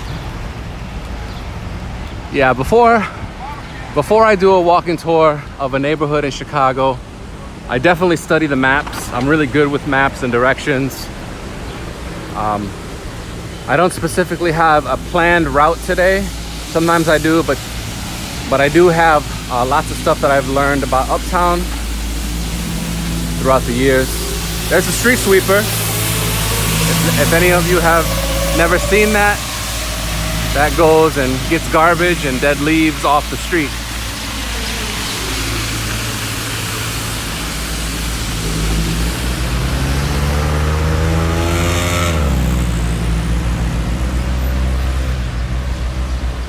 So Uptown, as we take a quick look at this apartment building, which was probably a former hotel. There were a lot of hotels in Uptown as well. There was a huge commercial boom. Like I said, they competed with the Loop and Woodlawn in terms of being an entertainment district here in the city.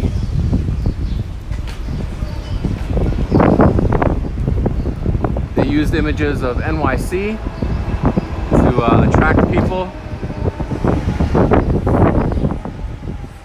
There's a cool look at this, the Uptown Regency it's called.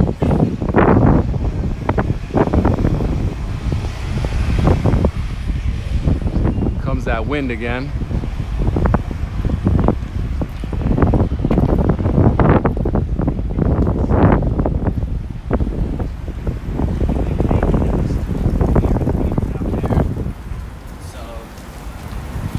All right, so you had theaters, hotels, all kinds of stuff, movie studios in Uptown. And I alluded earlier to the fact that it underwent a huge decline. Somebody asked, what caused that decline? What was the reason that Uptown fell so hard? And like I said, there wasn't any one reason for that. it was a combination of things. Here's like a nice Art Deco building right here. Some painted terracotta.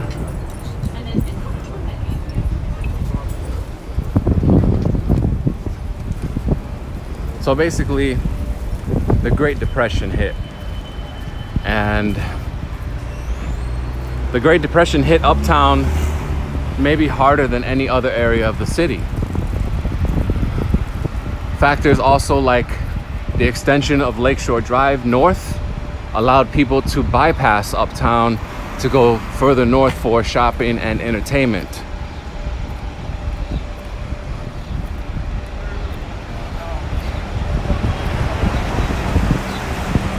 Getting to Argyle Street now, so we're gonna head toward there.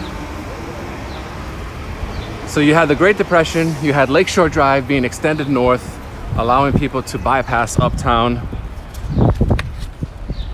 You also started to have many of the luxury apartments in Uptown being subdivided into small boarding rooms. And that's something we've talked about quite a lot around Chicago. That happened in Prairie Avenue. That happened in a lot of different places in Chicago, but it also happened here in Uptown. The luxury apartments and mansions that were the calling card of this area, neighborhood, however you want to refer to it, were subdivided. Building owners let their buildings fall into disrepair.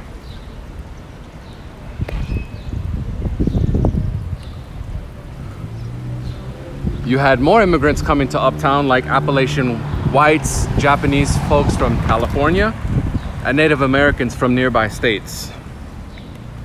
This helped to diversify the neighborhood, as it's always been a community of immigrants.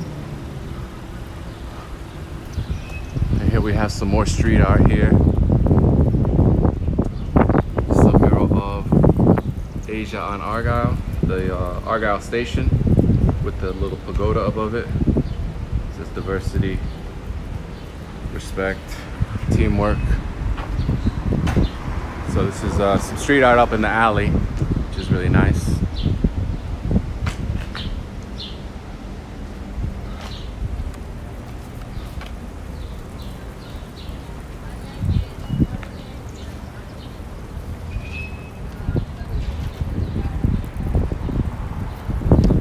So after going into decline for many years, like I said, Edgewater broke off. Edgewater became its own community area. And after a while, businesses, community leaders, residents kind of got sick of Uptown declining and declining. And so they eventually got together. The federal government designated Uptown as a model cities area. And then you have the start of the resurgence of Uptown that continues to this day.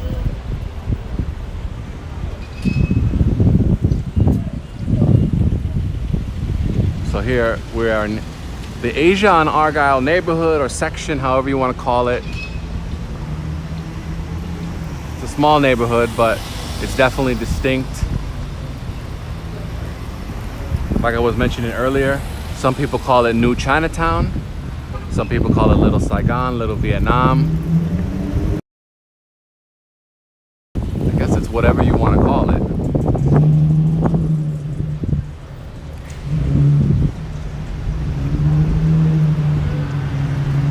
We have Vietnamese art and restaurants. And as far as I understand it, this area became popular with Vietnamese immigrants after the fall of Saigon.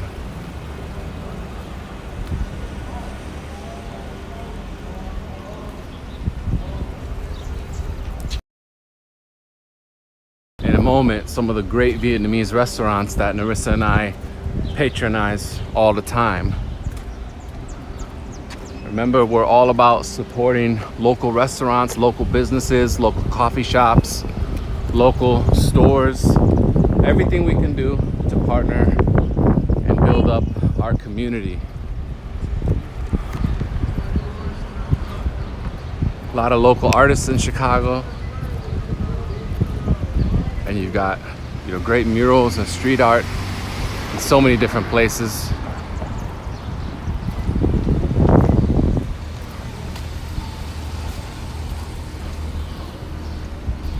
Got a cool mural over here that says "Celebrate Culture." Nice waves of Lake Michigan and a view of the skyline. Really, really nice. Ash M asks a great question. My favorite Vietnamese place. That's really tough. I really like Pho 777.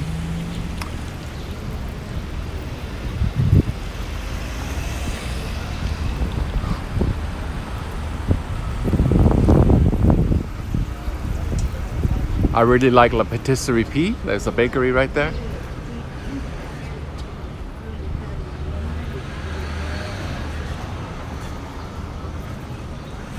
Here's you got the bike racks with Argyle and Uptown branding. What's up, Premchick? What's up, Dano? Dano asked, how was the Friends exhibit? How cool was it? It was great. You should check out the stream. It was a lot of fun. So this is a Vietnamese grocery store that I was talking about earlier. I guess it's called Viet Hoa. I did not pronounce that right, I know. But it's a nice place to get Asian food, Vietnamese food, things like that.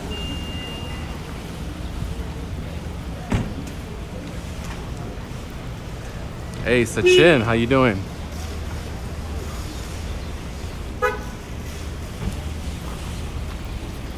We got more street art right here, specifically.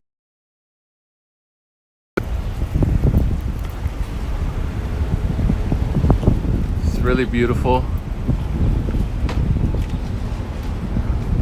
It's a memorial tribute, John Vietnam, created in 2012. And you can see, hopefully you guys get a nice view of it from here. You can see inside each letter you've got the various influences, the Uptown Theater, Vietnamese flag, books that reference schools like Gaudi and Lane Tech, the Argyle Red Line Station, a rapper, a breakdancer, 1993 Till Infinity, which is a Bay Area song. I'm not sure what those are. Elephants charging through the city, I guess. One life, one love. Great things like that. Let me get out of the alley so this car can get through.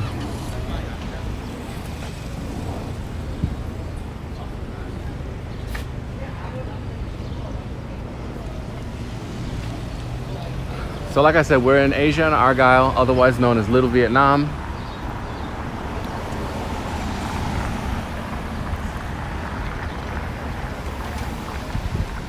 Over here we've got the First Sip Cafe, another independent coffee cafe place.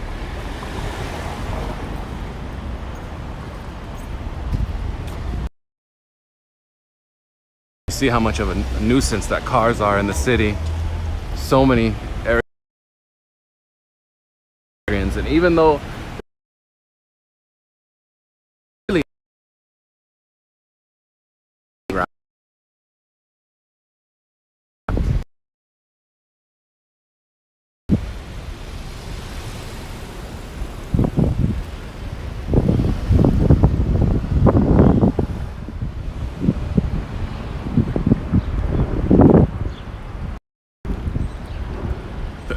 Daniel says I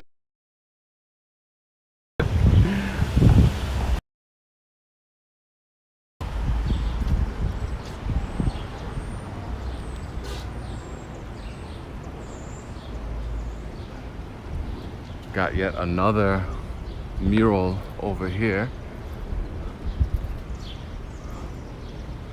which references various periods of Uptown. So like we were alluding to earlier, you've got starting with farmers, then looks like you have some religious folks, Then you have jazz and Vietnamese immigrants. So it's a little bit of a simplification of the history, but really cool mural. You even got a reference to the movie studios, like I was saying. Got a Native American. Very nice mural. Ash M says that this part of Argyle looks like a street that could be closed to traffic. 125% agreed with you. This is a perfect spot for that, especially as this area in particular was kind of hit hard.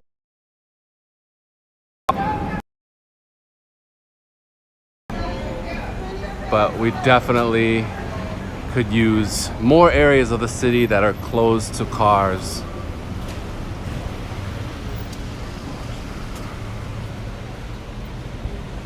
Sachin asked if they're 3D murals. Not that I know. 2D. This is Hong Nu. I think they may have closed down, but this was a good restaurant when it was here. Here's the Argyle Red Line station. So this one's currently under reconstruction. They're gonna modernize the track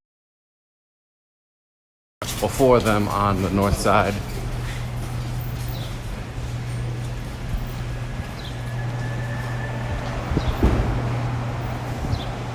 You got Chu Kwan Bakery. There's also one in Chinatown. North Sheridan and North Broadway, yes, definitely.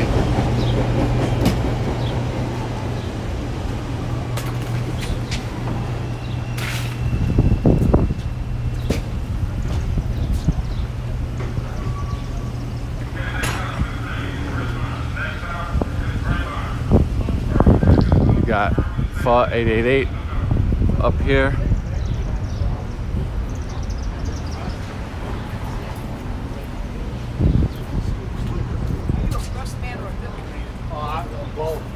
I've been a breast man ever since my husband was the same way.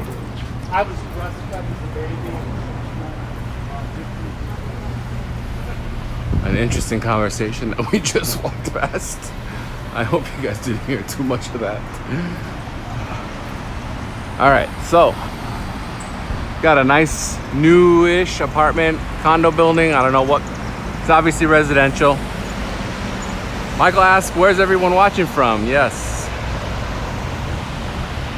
What's up, Yosef?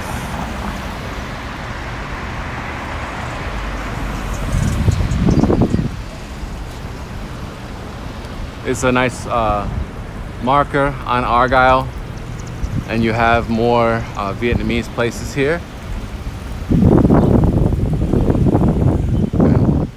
Banh mi sandwiches. Bamboo is great for chair, coffee, and tea. Like I said, another great independent coffee shop. Oh, you guys heard that conversation? Oh no. I'm gonna have to censor that one. No apto para menores. Hey, Hodge2334, thank you for the super chat from San Antonio, Texas. Thank you so much. Really appreciate it.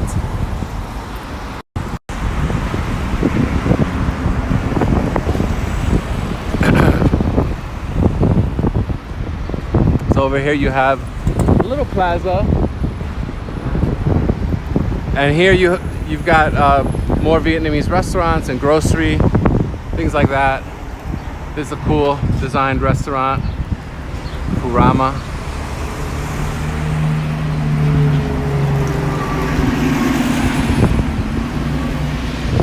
There's also a Kung Fu Tea there. Sunwise is somewhere around here as well. I haven't seen it yet, but that's another popular restaurant here.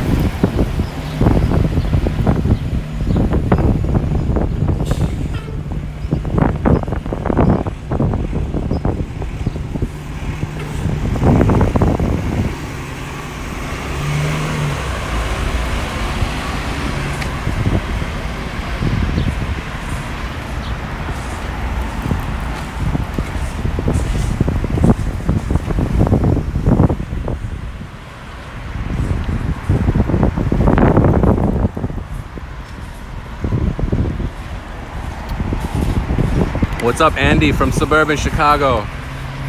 Any good Thai restaurants around here? Not that I know of. All I know of here is good Chinese and Vietnamese food. Thai food has been somewhat difficult to find in Chicago for myself and Narissa. I think both of us are pretty picky when it comes to Thai food. We found a place recently, I can't remember the name, but if she's listening, she might be able to put that in the chat. But I'm pretty sure it's not in Uptown.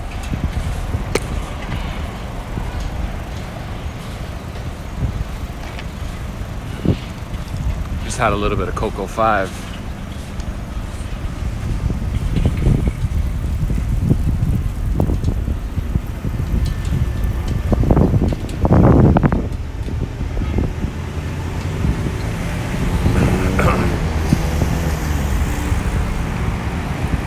So over here we have the Uptown branch of the Chicago Library. So we'll go check that out, at least from the outside.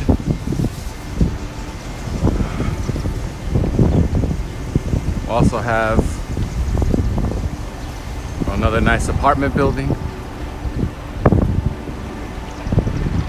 Some classic architecture and more street art. This is more officially commissioned street art. And this is so lovely to see. I mean, you guys can see how much it really brightens up the area.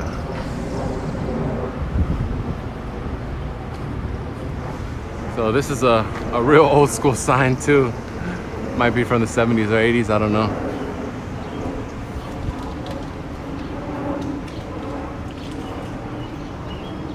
It's the Harold A. Bazazian Chicago Public Library.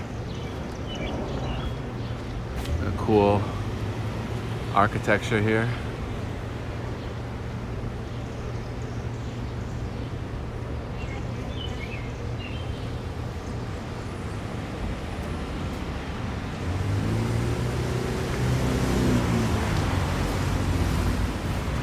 He also says, love the murals.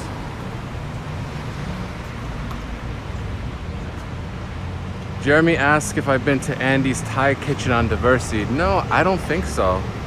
Could try it, be willing to try it.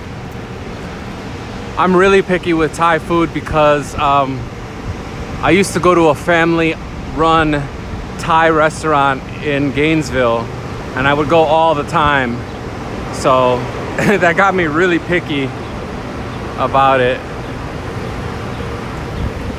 But we'll definitely check it out. Thank you for the recommendation. I hope you're having a good Friday, Jeremy and Pauline. And of course, the new baby.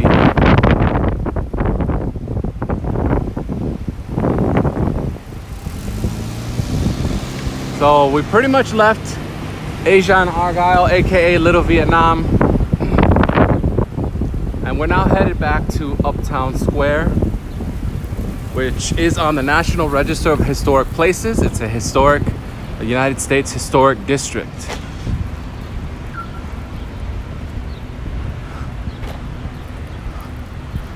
And this is right along Broadway. So if you just kind of close your eyes and go back about 120 years, this was one of the places to be.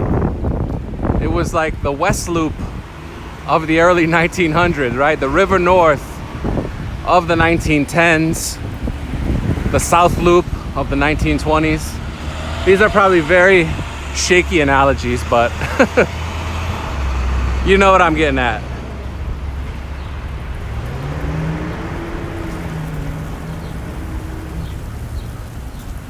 It's a really beautiful building. This is a post office building.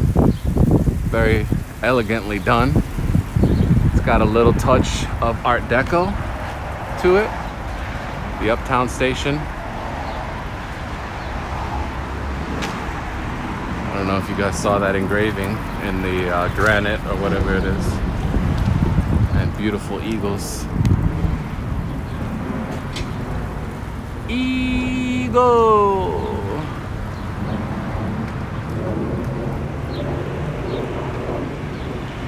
Yep, built 1939, so that was right at the tail end of Art Deco.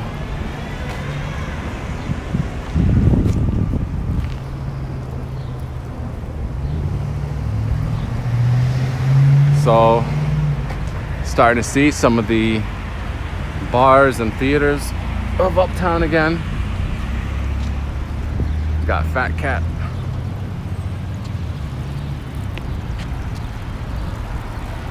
Beautiful historic building right here.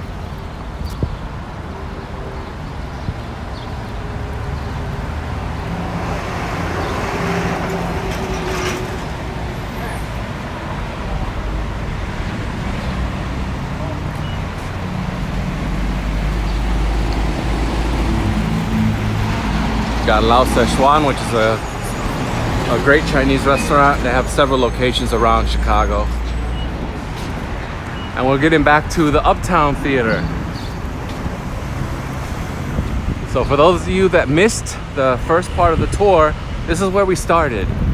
And Uptown Theater is one of the most recognizable landmarks, if not the most recognizable landmarks of Uptown. It is a Balaban and Katz theater.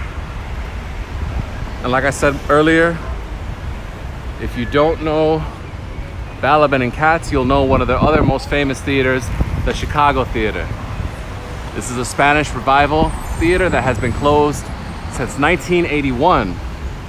However, it is a Chicago landmark. It's not going to go anywhere. It's just waiting on a restoration. And hopefully, now that we're 30 plus years, well, 40 plus years, I guess, since it's closed, hopefully soon it will come back to its once glorious appearance and purpose.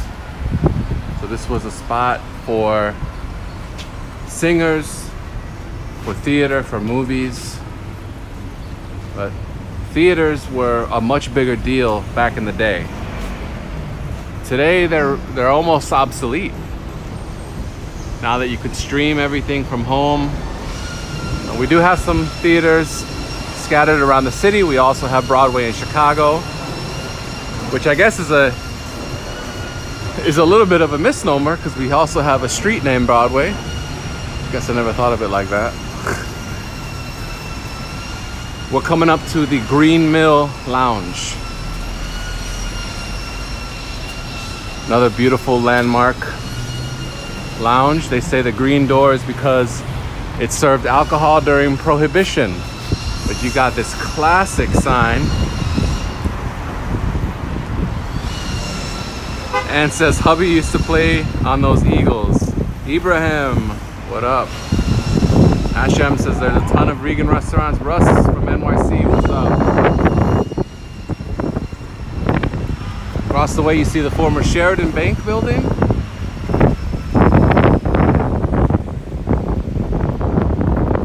Really, really lovely.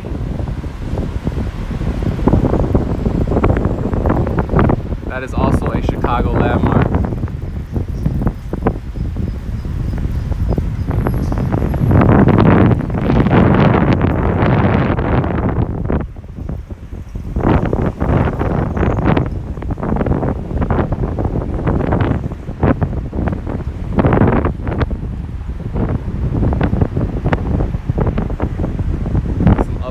Branded bike racks.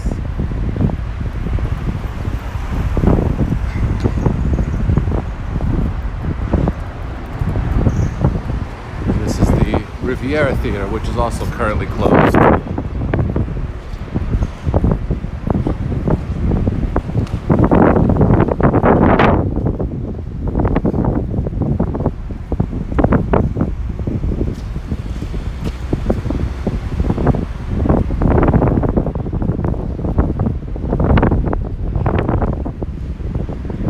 Asked if I've ever done a tour of Chicago diners.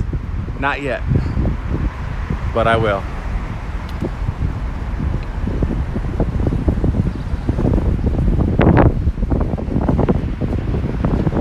There is the beautiful Riviera Theater marquee.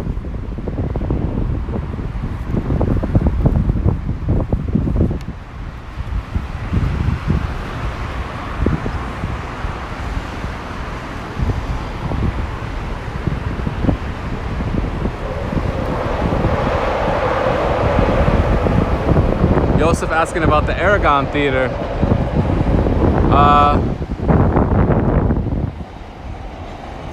As far as I know, it's still there. I don't know if it's open at the moment, but I believe I even saw it earlier walking by, and I just kind of forgot to mention it.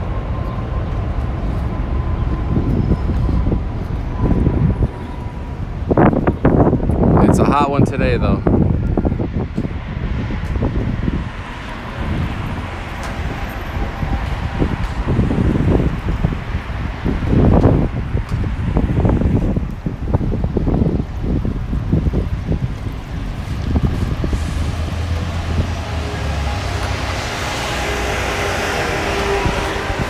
So in Uptown, you've got many Chicago landmarks, you've got a couple of Chicago landmark districts, and you've got a lot of national historic districts. And when I do my Uptown neighborhood guide, we'll definitely talk about all of those. So I'll be working on that really soon. This building was constructed in 1915.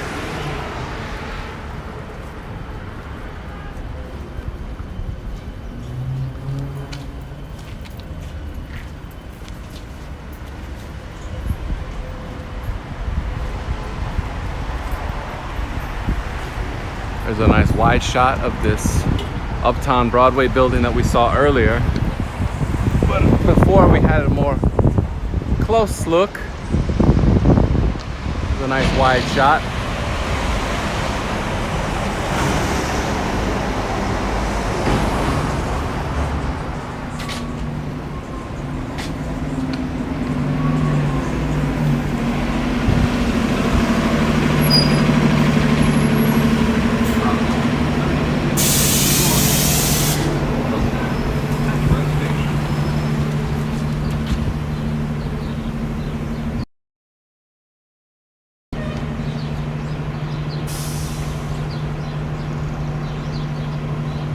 Another really beautiful building across the way. You can see almost looks like a theater. Almost kind of has elements of Spanish Revival around the window and such.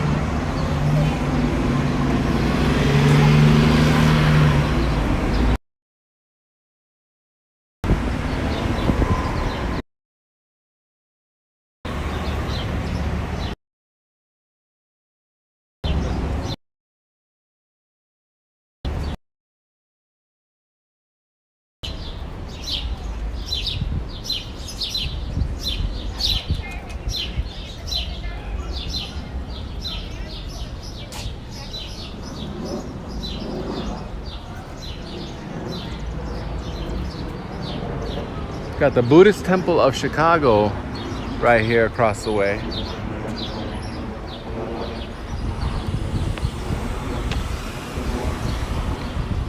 A nice view of the bank building, which is a landmark going that way.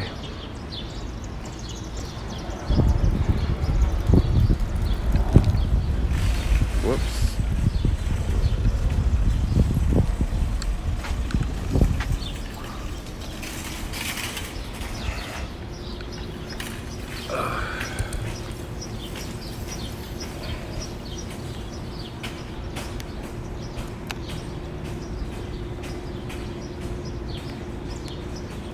Just lost my sound.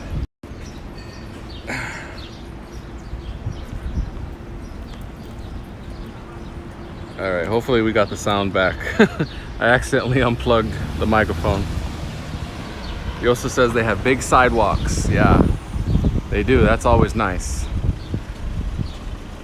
Oh, and Charles lets us know that a live show scheduled for Aragon on July 17th. That's great. Great news. Thank you for sharing that.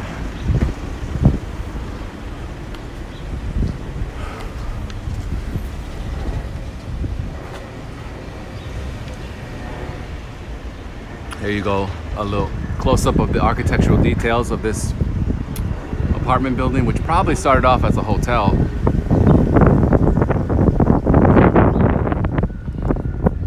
Typically when they look like that, that means it's almost like a giveaway can't give away that they were constructed as a hotel.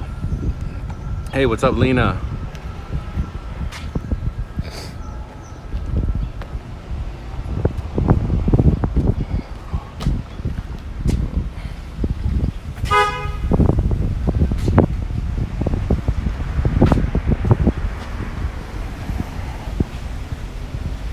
Hey, what's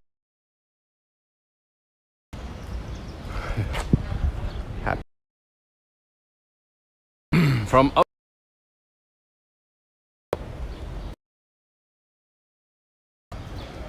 So like I said, decline due to many factors. The Great Depression. For a while now, it's been on the sections of the city. Hey, Joseph, thank you so much for the super chat. Says lots of fun times and memories in Uptown. Thanks for highlighting it in the heat today. Appreciate it, Joseph. Thank you. Yes, it is hot. I had to have my drink, but I think we're good. Maybe I'll make a stop for something soon.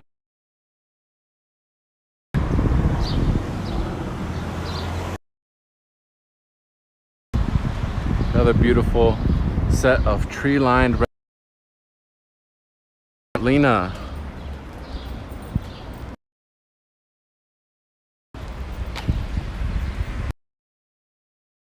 Lilac and jasmine and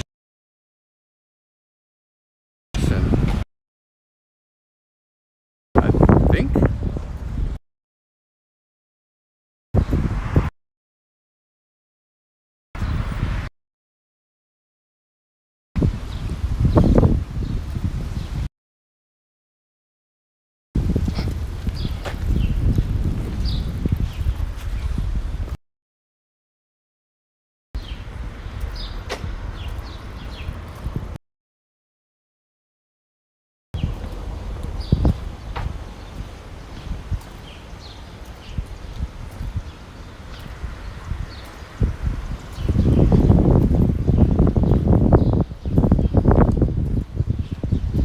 Internet cut out for a bit. In these residential side streets, we've hit a couple of dead zones for cell service, but what's up, Ella? Says enjoying another live session from Singapore. Great to hear. Happy Friday. So right now we're just exploring some of the residential blocks of Uptown. Yosa says today, yeah, I turn on the AC whenever it gets I like being hot. But this is a beautiful street. Look at these ivy covered buildings coming up. And this is part of the exploration that you can do in Chicago. It's part of what I love doing. Obviously, I love seeing the landmark buildings. I love the infrastructure, the urban design, the restaurant. But sometimes I really exploring these residential side streets. They're just so picturesque. Oh, Premchik, I think in Chicago, but I'm not really well versed on all the plants and trees that we have here, but I would imagine we have that lilac and jasmine. Got some birds over here.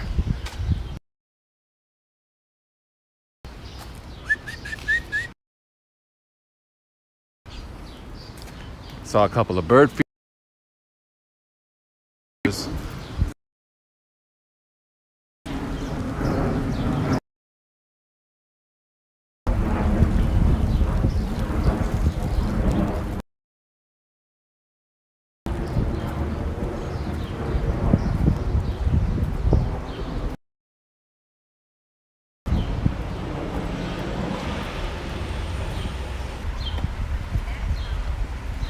I mean, what more can you say about Chicago's residential architecture? You have such a great mix. Beautiful brickwork and terracotta. We're back in the Sheridan Park neighborhood.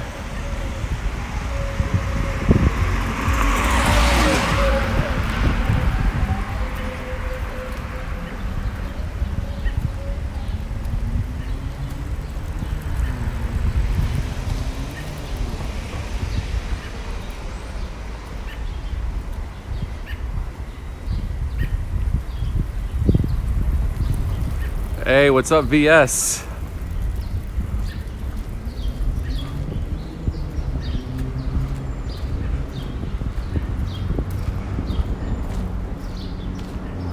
Is it still buffering? I'm not getting that message anymore. A couple of beauties right here.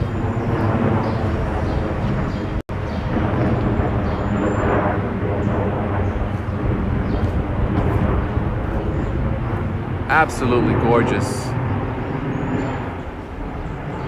Cool, thanks Twana and Lena. VS says, finally a Chicago streamer. I live in Chicago. I watch Action Kid all the time. Always said it would be nice to have a Chicago YouTube recommended you. Appreciate that. These homes are really gorgeous. Really loving these. I don't know if it's the trees that are causing interference with the signal. I have a feeling it might be.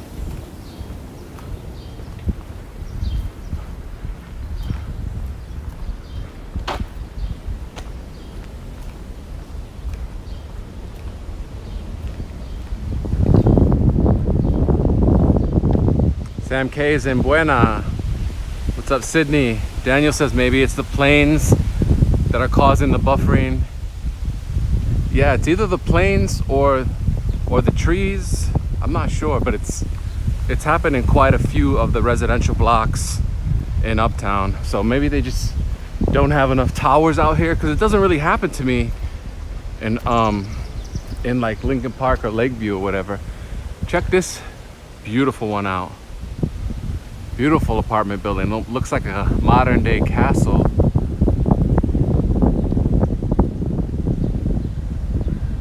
Really gorgeous.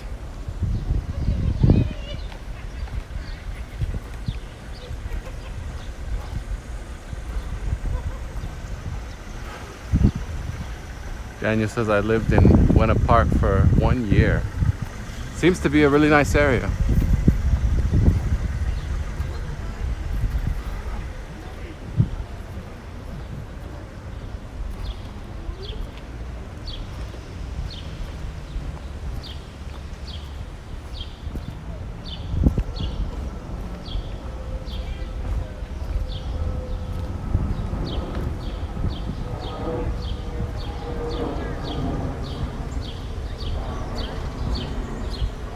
We got a pedestrian only zone here. Isn't that beautiful? Super rare. You'd love to see it, and we definitely need more of these in Chicago. Places where pedestrians can feel safe to sit and lounge without the fear of getting hit by a car or inhaling car exhaust or hearing traffic noise. Cars are a necessity for sure, but we definitely don't need this many this many cars in the city, this many parking lots and streets and highways. And great to have pedestrian only zones.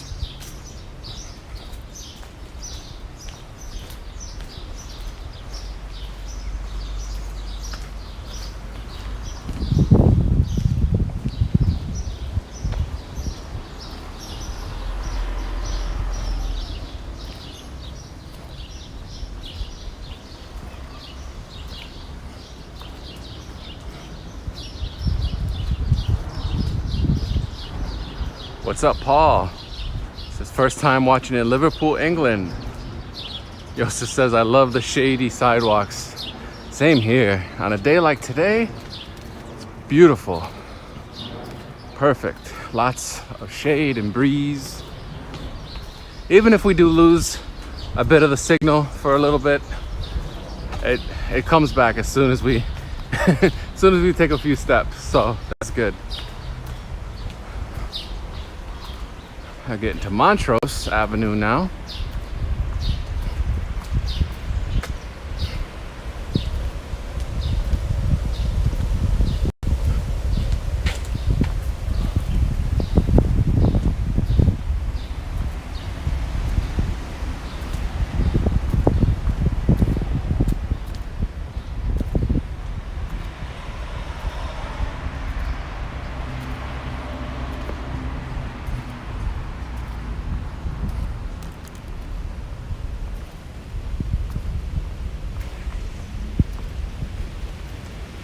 So,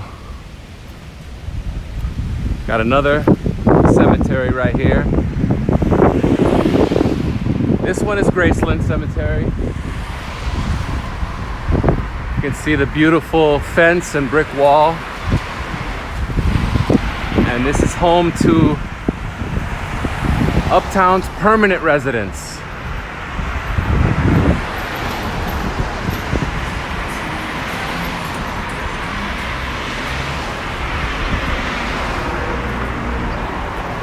This is Montrose, approaching Magnolia.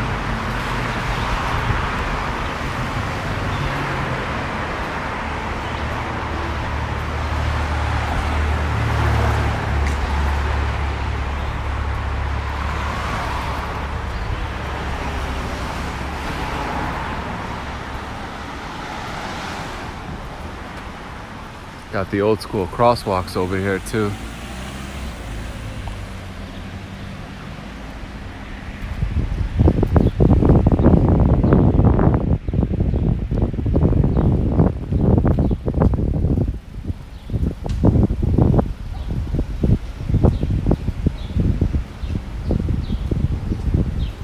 Ryan says, drink happy thoughts at Montrose and Sheridan has some great coffee and tea drinks.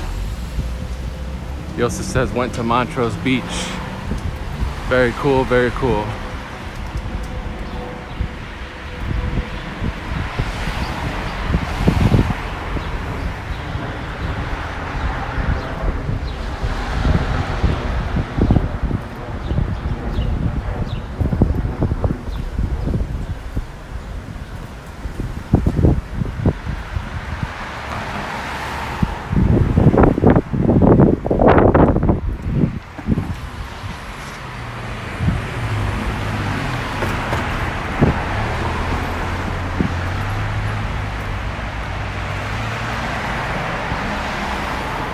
So what's interesting about the Uptown name, which comes from New York City, as you know, in Manhattan, you've got downtown Manhattan, midtown Manhattan, and uptown Manhattan. Those are all official names as far as I know. Well, the only official name out of those three in Chicago is Uptown, because there is no official downtown Chicago. So you've got three community areas that really two community areas that comprise downtown. The near north side and the Loop. There's no midtown Chicago, so that throws that one out. But like I said, if you look at community areas out of the 77, none of them are named downtown.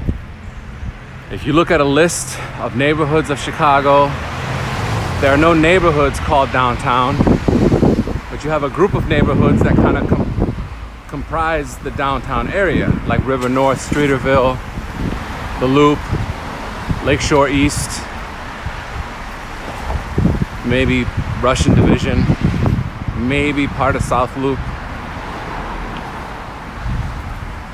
So out of those names, Uptown is the only official one. So that's kind of an interesting fun fact as we walk through the Uptown community area, approaching Clifton.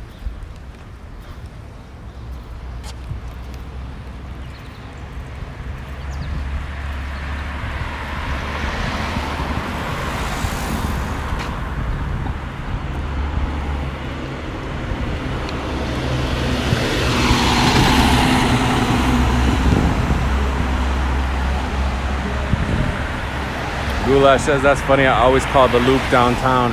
Yeah, most people do. I mean, honestly, I do myself as well.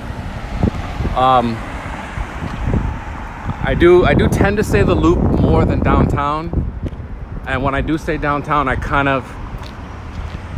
when I say downtown, I really mean River North, Streeterville, and the Loop, and Lakeshore East. That's what I mean. But yeah, even though the city will say downtown, there's no official, which is interesting, because there are plenty of U.S. cities that have official downtown areas and borders and things like that. But kind of a side note as we walk past, there's an L train going up to Howard.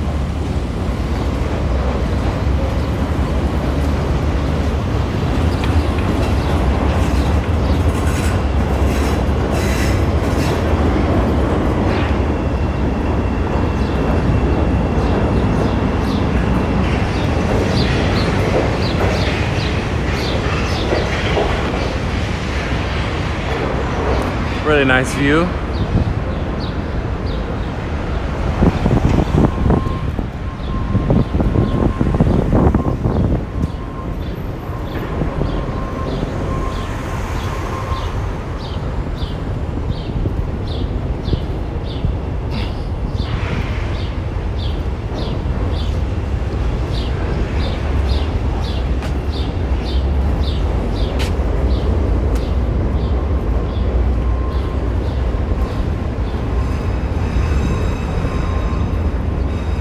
Approaching Kenmore Avenue now.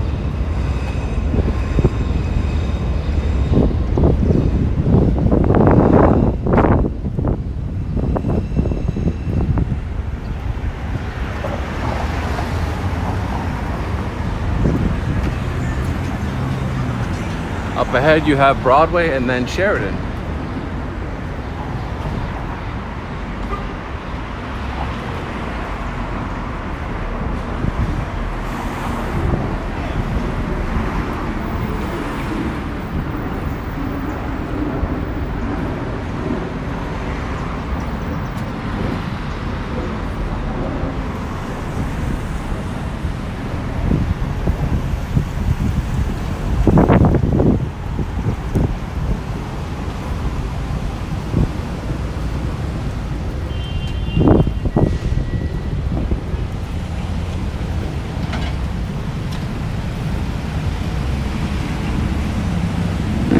We're back to the busy parts of Uptown.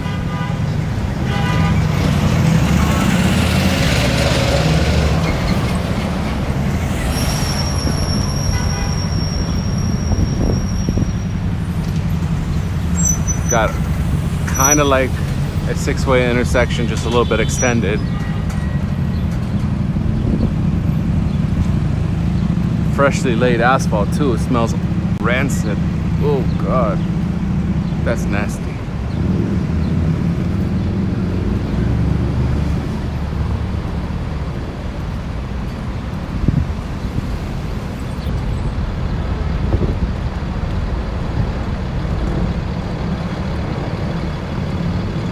Yeah, Brian, we hit Asia and Argyle a little bit earlier. We may go back down there depending. But yeah, we walked through it and saw a bunch of the street art and restaurants and coffee shops, things like that. Tea houses.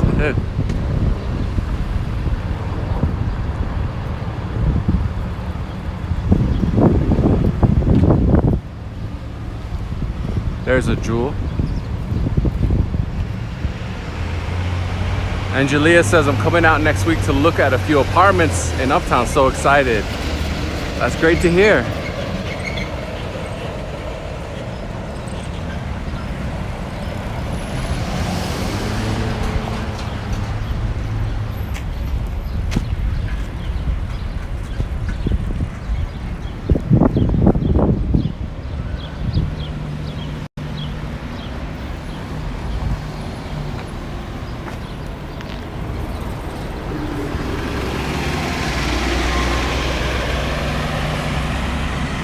We're now in the Buena Park neighborhood of Uptown.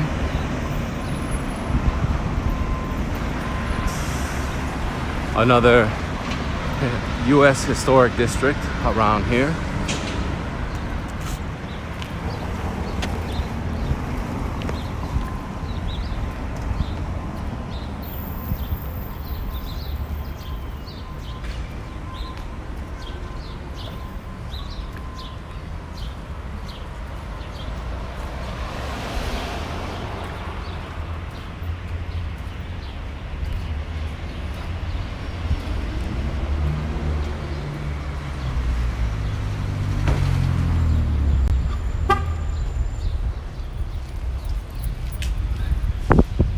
Paul from Liverpool says, my uncle worked in Chicago in 1983 on Risky Business, film costume designer.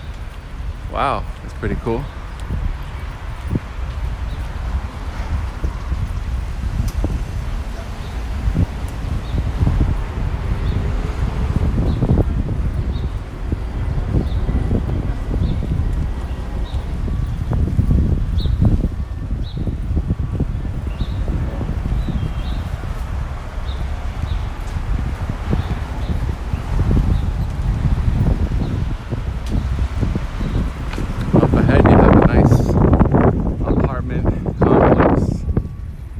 Buena Terrace.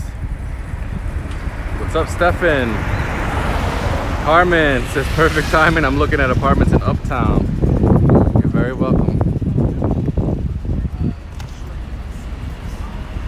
Yeah, like I was saying earlier, my Patreon members voted on Uptown being the next neighborhood live tour. So if you do want to say you want voting power in future neighborhood live tours, join the community over there. You help to grow the channel and you join in some cool discussions and can choose the direction of some of the content. Daniel says, when I lived in Buena Park, the address was 4920 North Kenmore, almost to that area.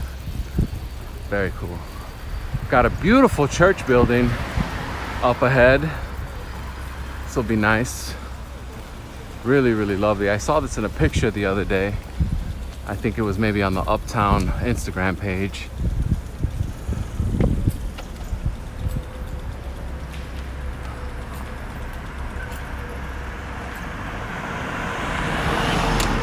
Again, just way too many cars.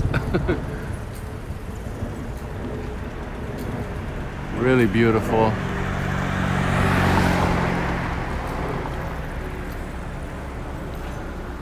We'll take a closer look over here.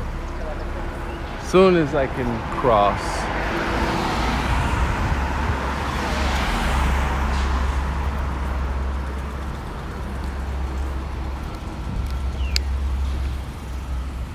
Got a nice attached building as well. Yes, Daniel, St. Mary's of the Lake. This is the parish office. Really lovely building. It's a Roman Catholic church. Personally, I have not been to this one, but I should pay it a visit one of these days.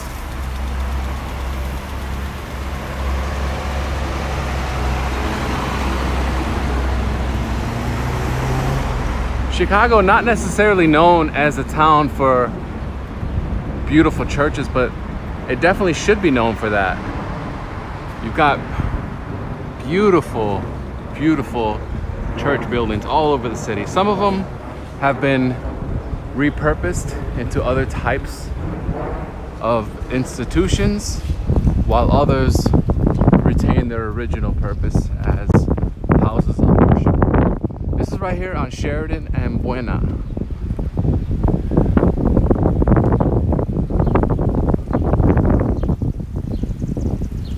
Got some old school stoplights here too, as you can see.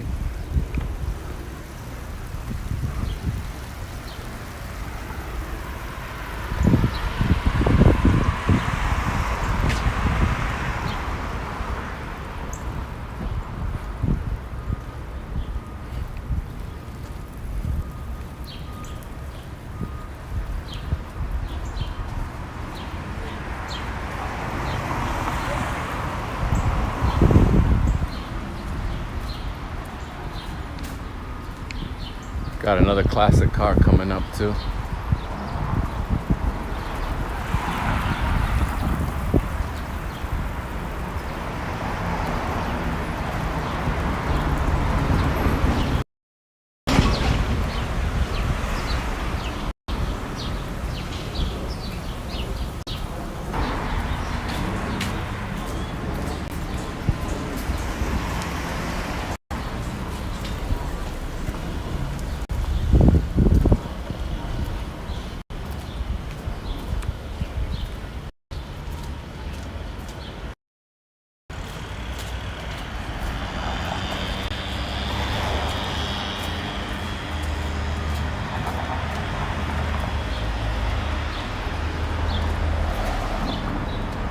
It's a really nice apartment building.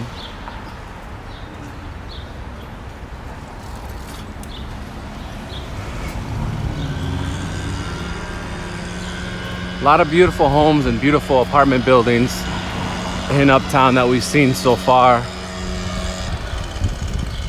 I'm sure there are a lot more that we still haven't gotten to.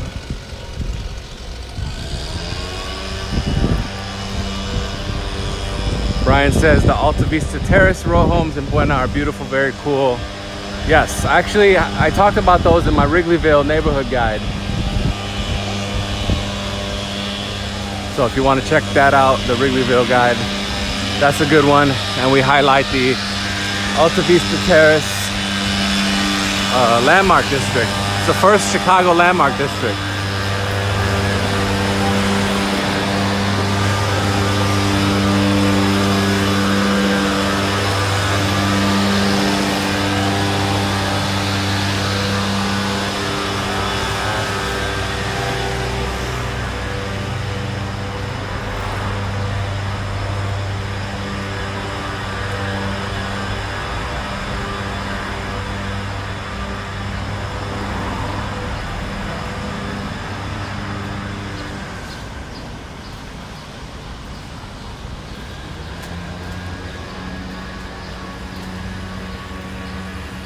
Got a garden apartment building, courtyard apartment building. Beauty, beauty, beauty, beauty.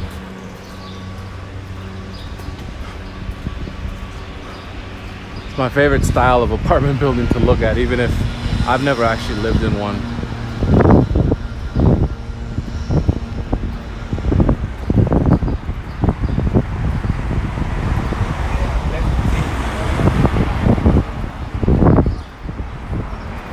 We're entering a zone quiet.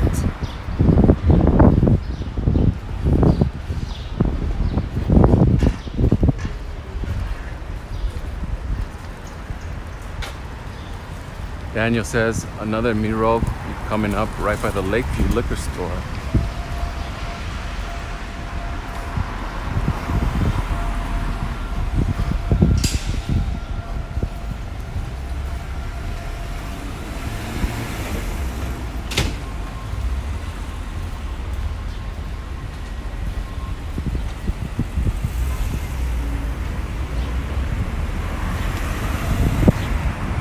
So right here on Sheridan, we have a very rare example of Egyptian revival architecture in Chicago. Now, of the Egyptian revival architecture in Chicago, perhaps the most famous one is on Clark Street in Lincoln Park, in the Park West neighborhood. That is the Reeby Storage House, which has two sarcophagi representing each of the Reeby brothers. If you haven't seen that, I highly recommend looking that one up. The Reeby Storage Warehouse in Lincoln Park.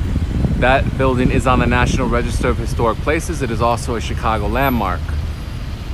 Like I said, it's an example, a rare example in the city of Egyptian revival architecture, which was basically an offshoot of Art Deco. And we'll talk about that more as soon as I can cross the street and give you guys a closer look. Across the way, you have a couple of really nice apartment buildings. These are some of the ones that you would see in Hyde Park as well. Really, really beautiful.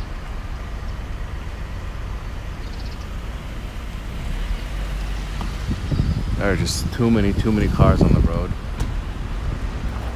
Majority of cars have one person in them, which is ridiculous. All right, here we go. So like I said, this is a very rare example of Egyptian revival architecture. Currently, the building is unoccupied. I don't know if this is a Chicago landmark. I don't think so. So I don't know about the future status of this building. Hopefully it can be restored and something dope can go in here, like maybe a brewery or a restaurant of some kind.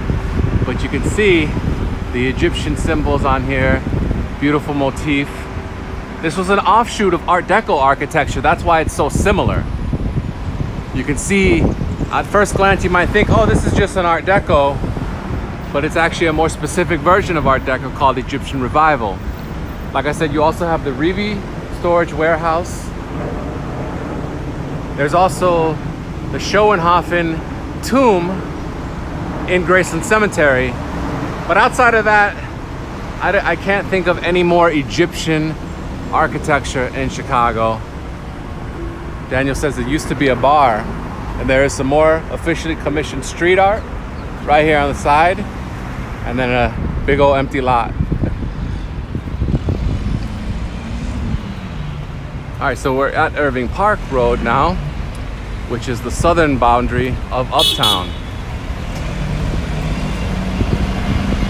Beyond Irving Park, you have Lakeview. But like I said earlier, in the late 1800s, this whole area was the Lakeview Township.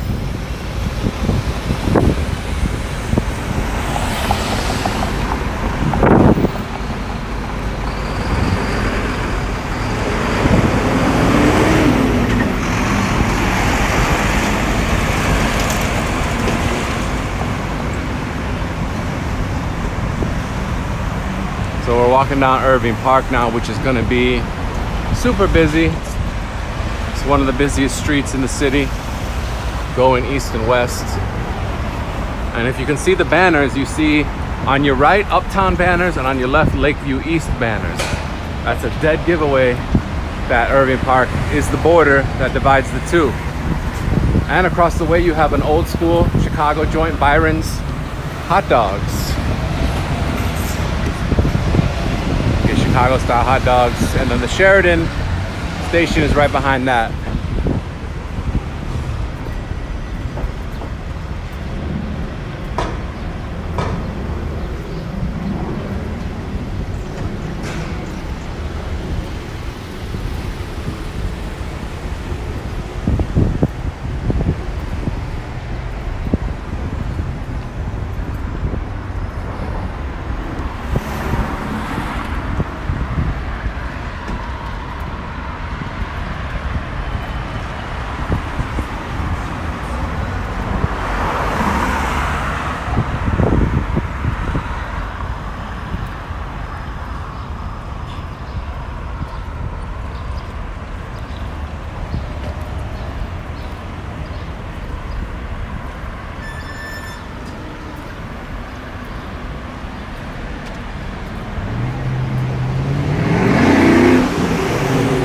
Across the way, that's part of Lakeview, but you can see the Ann Sather Garden right next to the L tracks.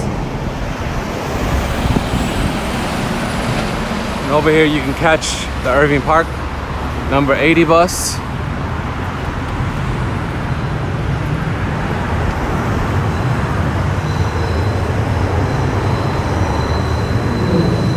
We're very close to Wrigleyville.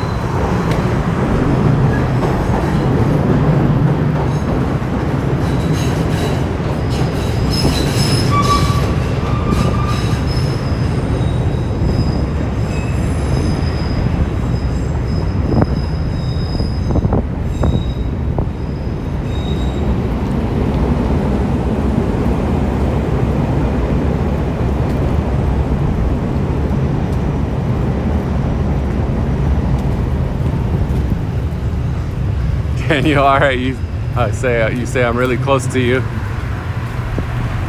What's up, Henrik? I think Chicago is great. Yes, definitely. So you can see Irving Park is not only the boundary for Uptown and Lakeview, but it also divides a couple of cemeteries. So on your left you have Wonders Cemetery, and here on your right you're gonna have Graceland Cemetery. You can see that brick wall is kind of leaning out a little bit. I don't know if anyone's trying to escape or what, but I'm just playing. But these cemeteries were built as parks, especially Graceland Cemetery, which we have here. And there are more examples of Victorian cemeteries in the city, like Rose Hill, which is in Ravenswood, not too far from here. But Graceland Cemetery is perhaps the most famous one of Chicago, and you can see it's quite a walk. And I wonder if these brick walls existed all the way back in 1860 when this place opened, or if they came much later.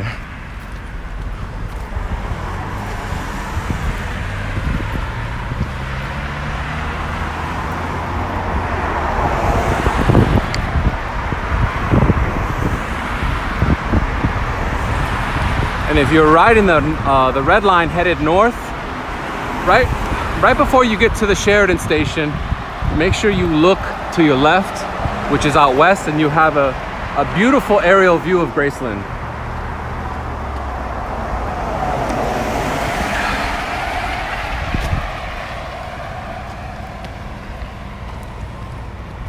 What's up, Moises?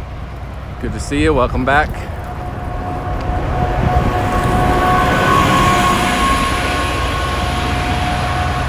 I guess I could have hopped on the bus, taking it all the way to Clark Street.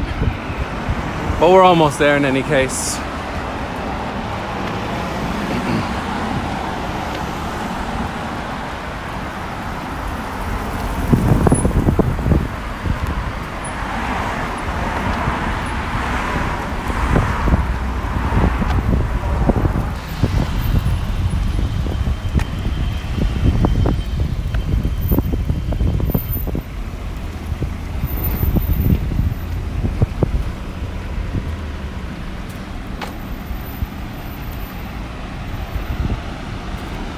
You can see the old school sidewalks too. Now, I don't know if anybody knows if there's a specific name for this type of concrete, but you will find it around the older neighborhoods of Chicago. Obviously they don't make concrete like this anymore with these visible pebbles, but it looks pretty dope, I think.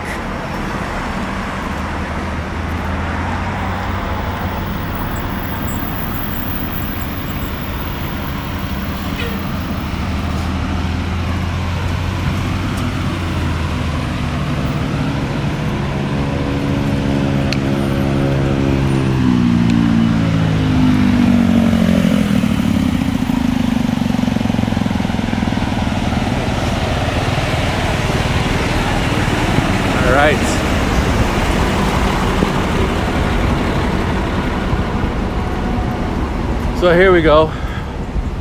We are at Clark Street now. And this is the entrance to Graceland Cemetery, which is also a certified arboretum. And if you remember, OGs of the channel will have seen one of my first videos on the channel, which I dedicated to Graceland Cemetery. So we're gonna take a quick break, and I'll be right back, and we'll take a little stroll around here. So just bear with me. Don't go anywhere,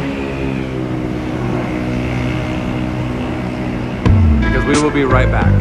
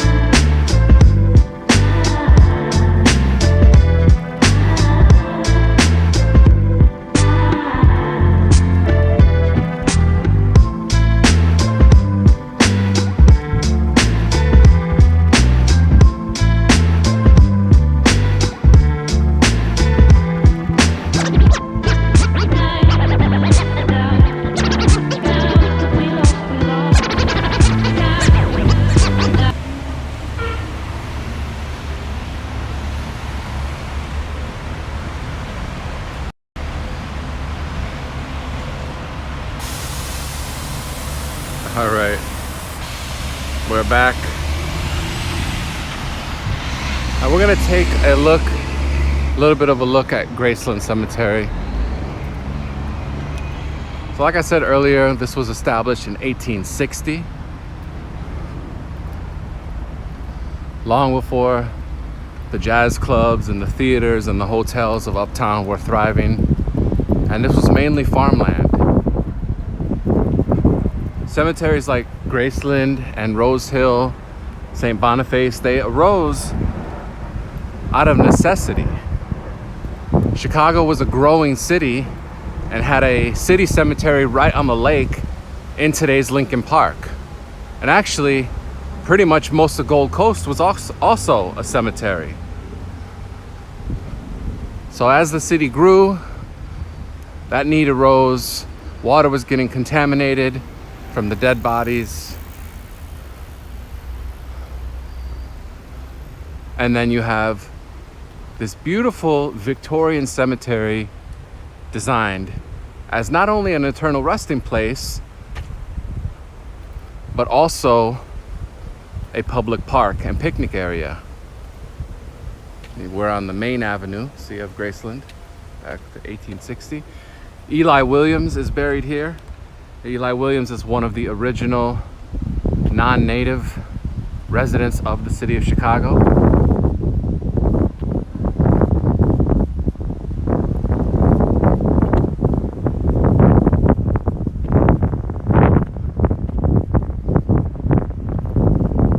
Now it might seem a little strange today because even as beautiful as Graceland is, it's still kind of a hidden gem in Chicago, I would say. It's really not a place that tourists are trying to come. It's not even really a place that most residents come to. Matter of fact, my first visit to Graceland was when I started this channel at the end of 2019, even though it had been on my list for many, many years. And this is located right in the heart of Uptown, on the north side of Chicago. And Graceland Cemetery was very popular from a couple of different perspectives. Graceland was a popular burial place of some of the most famous and important Chicagoans, like former Mayor Carter Harrison, like prominent architects Daniel Burnham, John Wellborn Root, later Louis Sullivan. It was also a place for wealthy people to buy a plot of land and have some of the most famous architects of the day design mausoleums and tombs and headstones, etc. for them.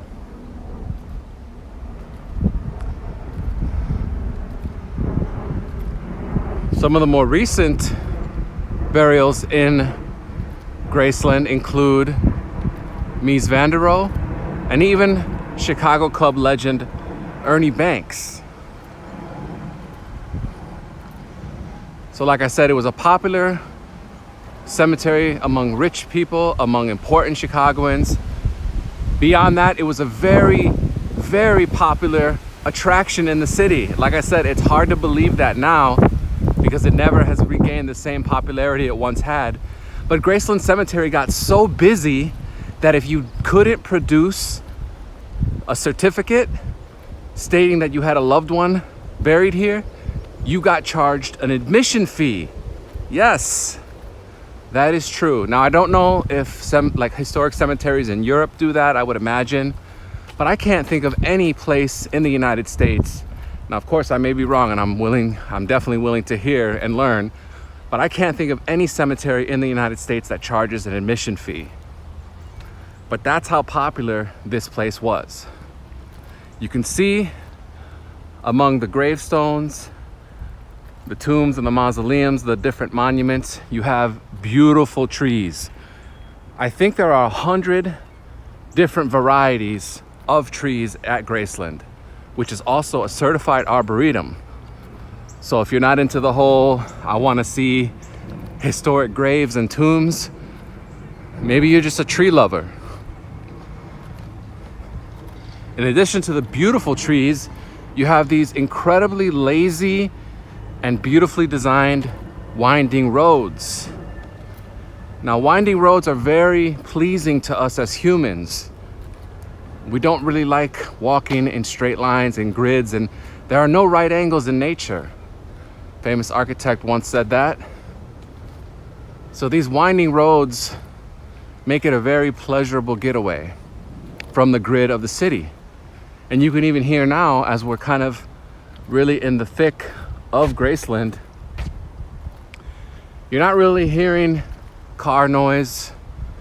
The air, which you can't see through the stream, but the air is much cleaner. You can hear the wind rustling through the leaves, the birds chirping. And like I said, if you're into trees, here you go. You can scan a QR code. Like, this is legit, guys. This is a legit little nature area. I'll definitely do a video on hidden gems in Chicago.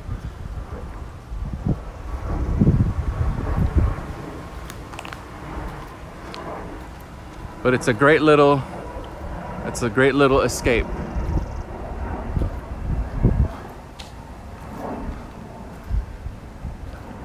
And Graceland is a whole world unto itself. Not only does it have its winding roads that don't correspond to any street of the city, they have their own names, like here, Center Avenue. It also has a human-made lake, which we'll see in a little bit, and an island.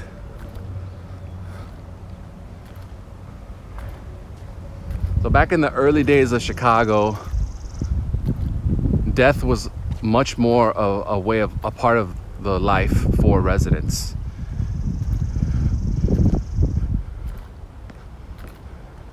As years went on, it became less and less a part of everyday life. And that's why we have relics like this of the past. And this is a kind of direct throwback to the old Chicago. And thankfully, this isn't something like an office building, that could be demolished. I wouldn't be surprised if maybe 100, 200 years from now, they find some excuse to build over cemeteries. I hope that's not the case, but I can totally see that happening. In any case, we won't focus on that. Like I said, this is just a nice throwback to the old days of Chicago. Like I said, founded in 1860. You got many prominent Chicagoans buried here. You can give yourself a self-guided tour. I don't know if people still picnic here, but it definitely used to be a place where people would picnic.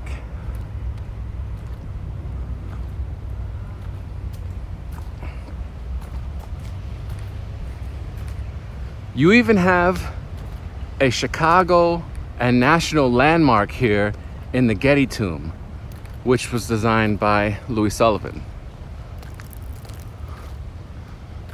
And like I said, everywhere you look, you see different varieties of trees. And on the whole, this is a really peaceful area to walk through. There was a big controversy for a while of cemeteries not allowing bicycles, which I had read an article about a year ago, because Graceland now allows bicycles. So if you're a cyclist and want a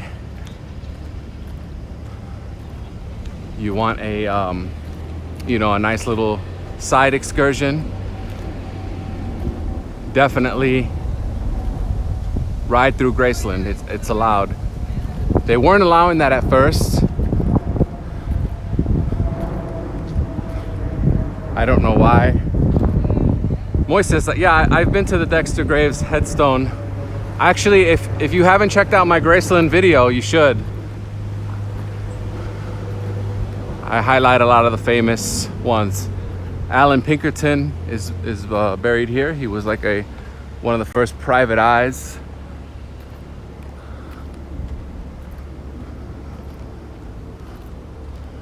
Speaking of cyclists, I hear one behind me now. So I think what I read in the article was basically they weren't allowing bikes because they kind of saw that as a form of recreation and possibly disrespectful to people mourning their loved ones. But honestly, I just see that as kind of silly because, like I said, this cemetery was started with the idea of being a place of recreation for people. So people would literally bring food and picnic here. So thankfully it's allowed now. Admission is also completely free, unlike back in the day. You don't need to produce a death certificate or any other certification that says you have relatives buried here. You can just come and enjoy it. It's a nice little side trip in Uptown. If you're a tourist visiting Chicago and want something really off the beaten path to do, I recommend this.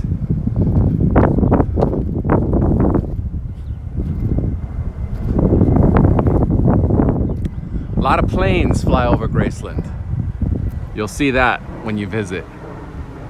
I think the reason is pretty obvious.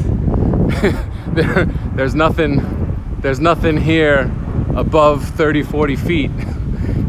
Maybe a couple of trees and a couple of monuments, and that's about it. So we're starting to get toward some of the more famous areas of Graceland, and I think it'll be fun to point some of those out to you. We'll go ahead and start with the Pullman, and this is the eternal resting place of George Pullman, famous for his luxury train cars, also famous for helping to lift up the city. You can see it's a singular Corinthian column. You've got George Pullman, Hattie, Harriet.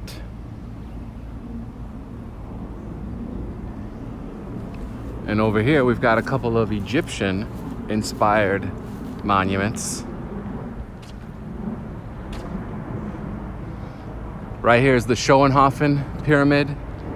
This is one of the landmarks of Graceland.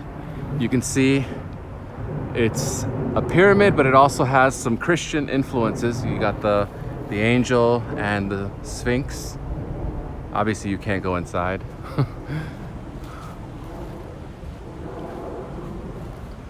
Over here you have another Egyptian inspired tomb. This is the Ryerson. So Martin Ryerson was another famous Chicagoan. He was a huge benefactor of many different things, including the University of Chicago. He also donated a lot of art to the Art Institute of Chicago. And you've got the pyramid here.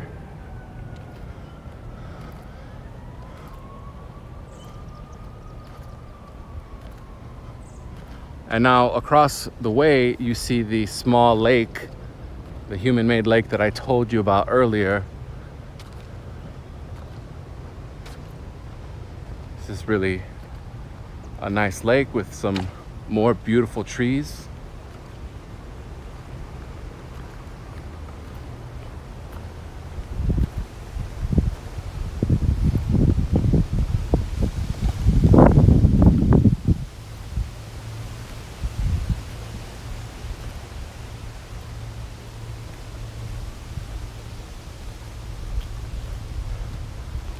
And another really nice thing to notice about Graceland Cemetery is you can see the architecture that was popular in the day. And like I said, these things aren't going to be demolished. Unlike many of the other architectural treasures that go back, that celebrate the heritage of Chicago, that have been lost to the wrecking ball. These aren't going anywhere. So you've got Gothic, You've got neoclassical, you've got Greek influences, Roman, Egyptian.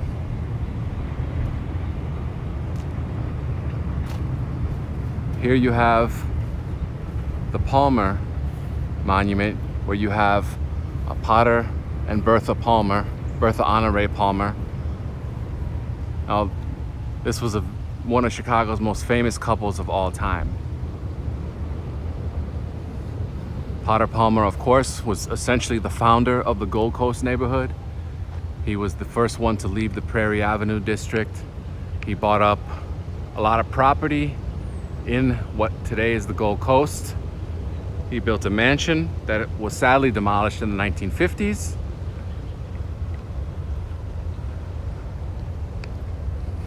And this is his eternal resting place, and his wife as well. You got Potter Palmer and Bertha Honore Palmer. You've also got some of their descendants over here. In a beautiful Greek temple right on the lake. Really peaceful place to come visit.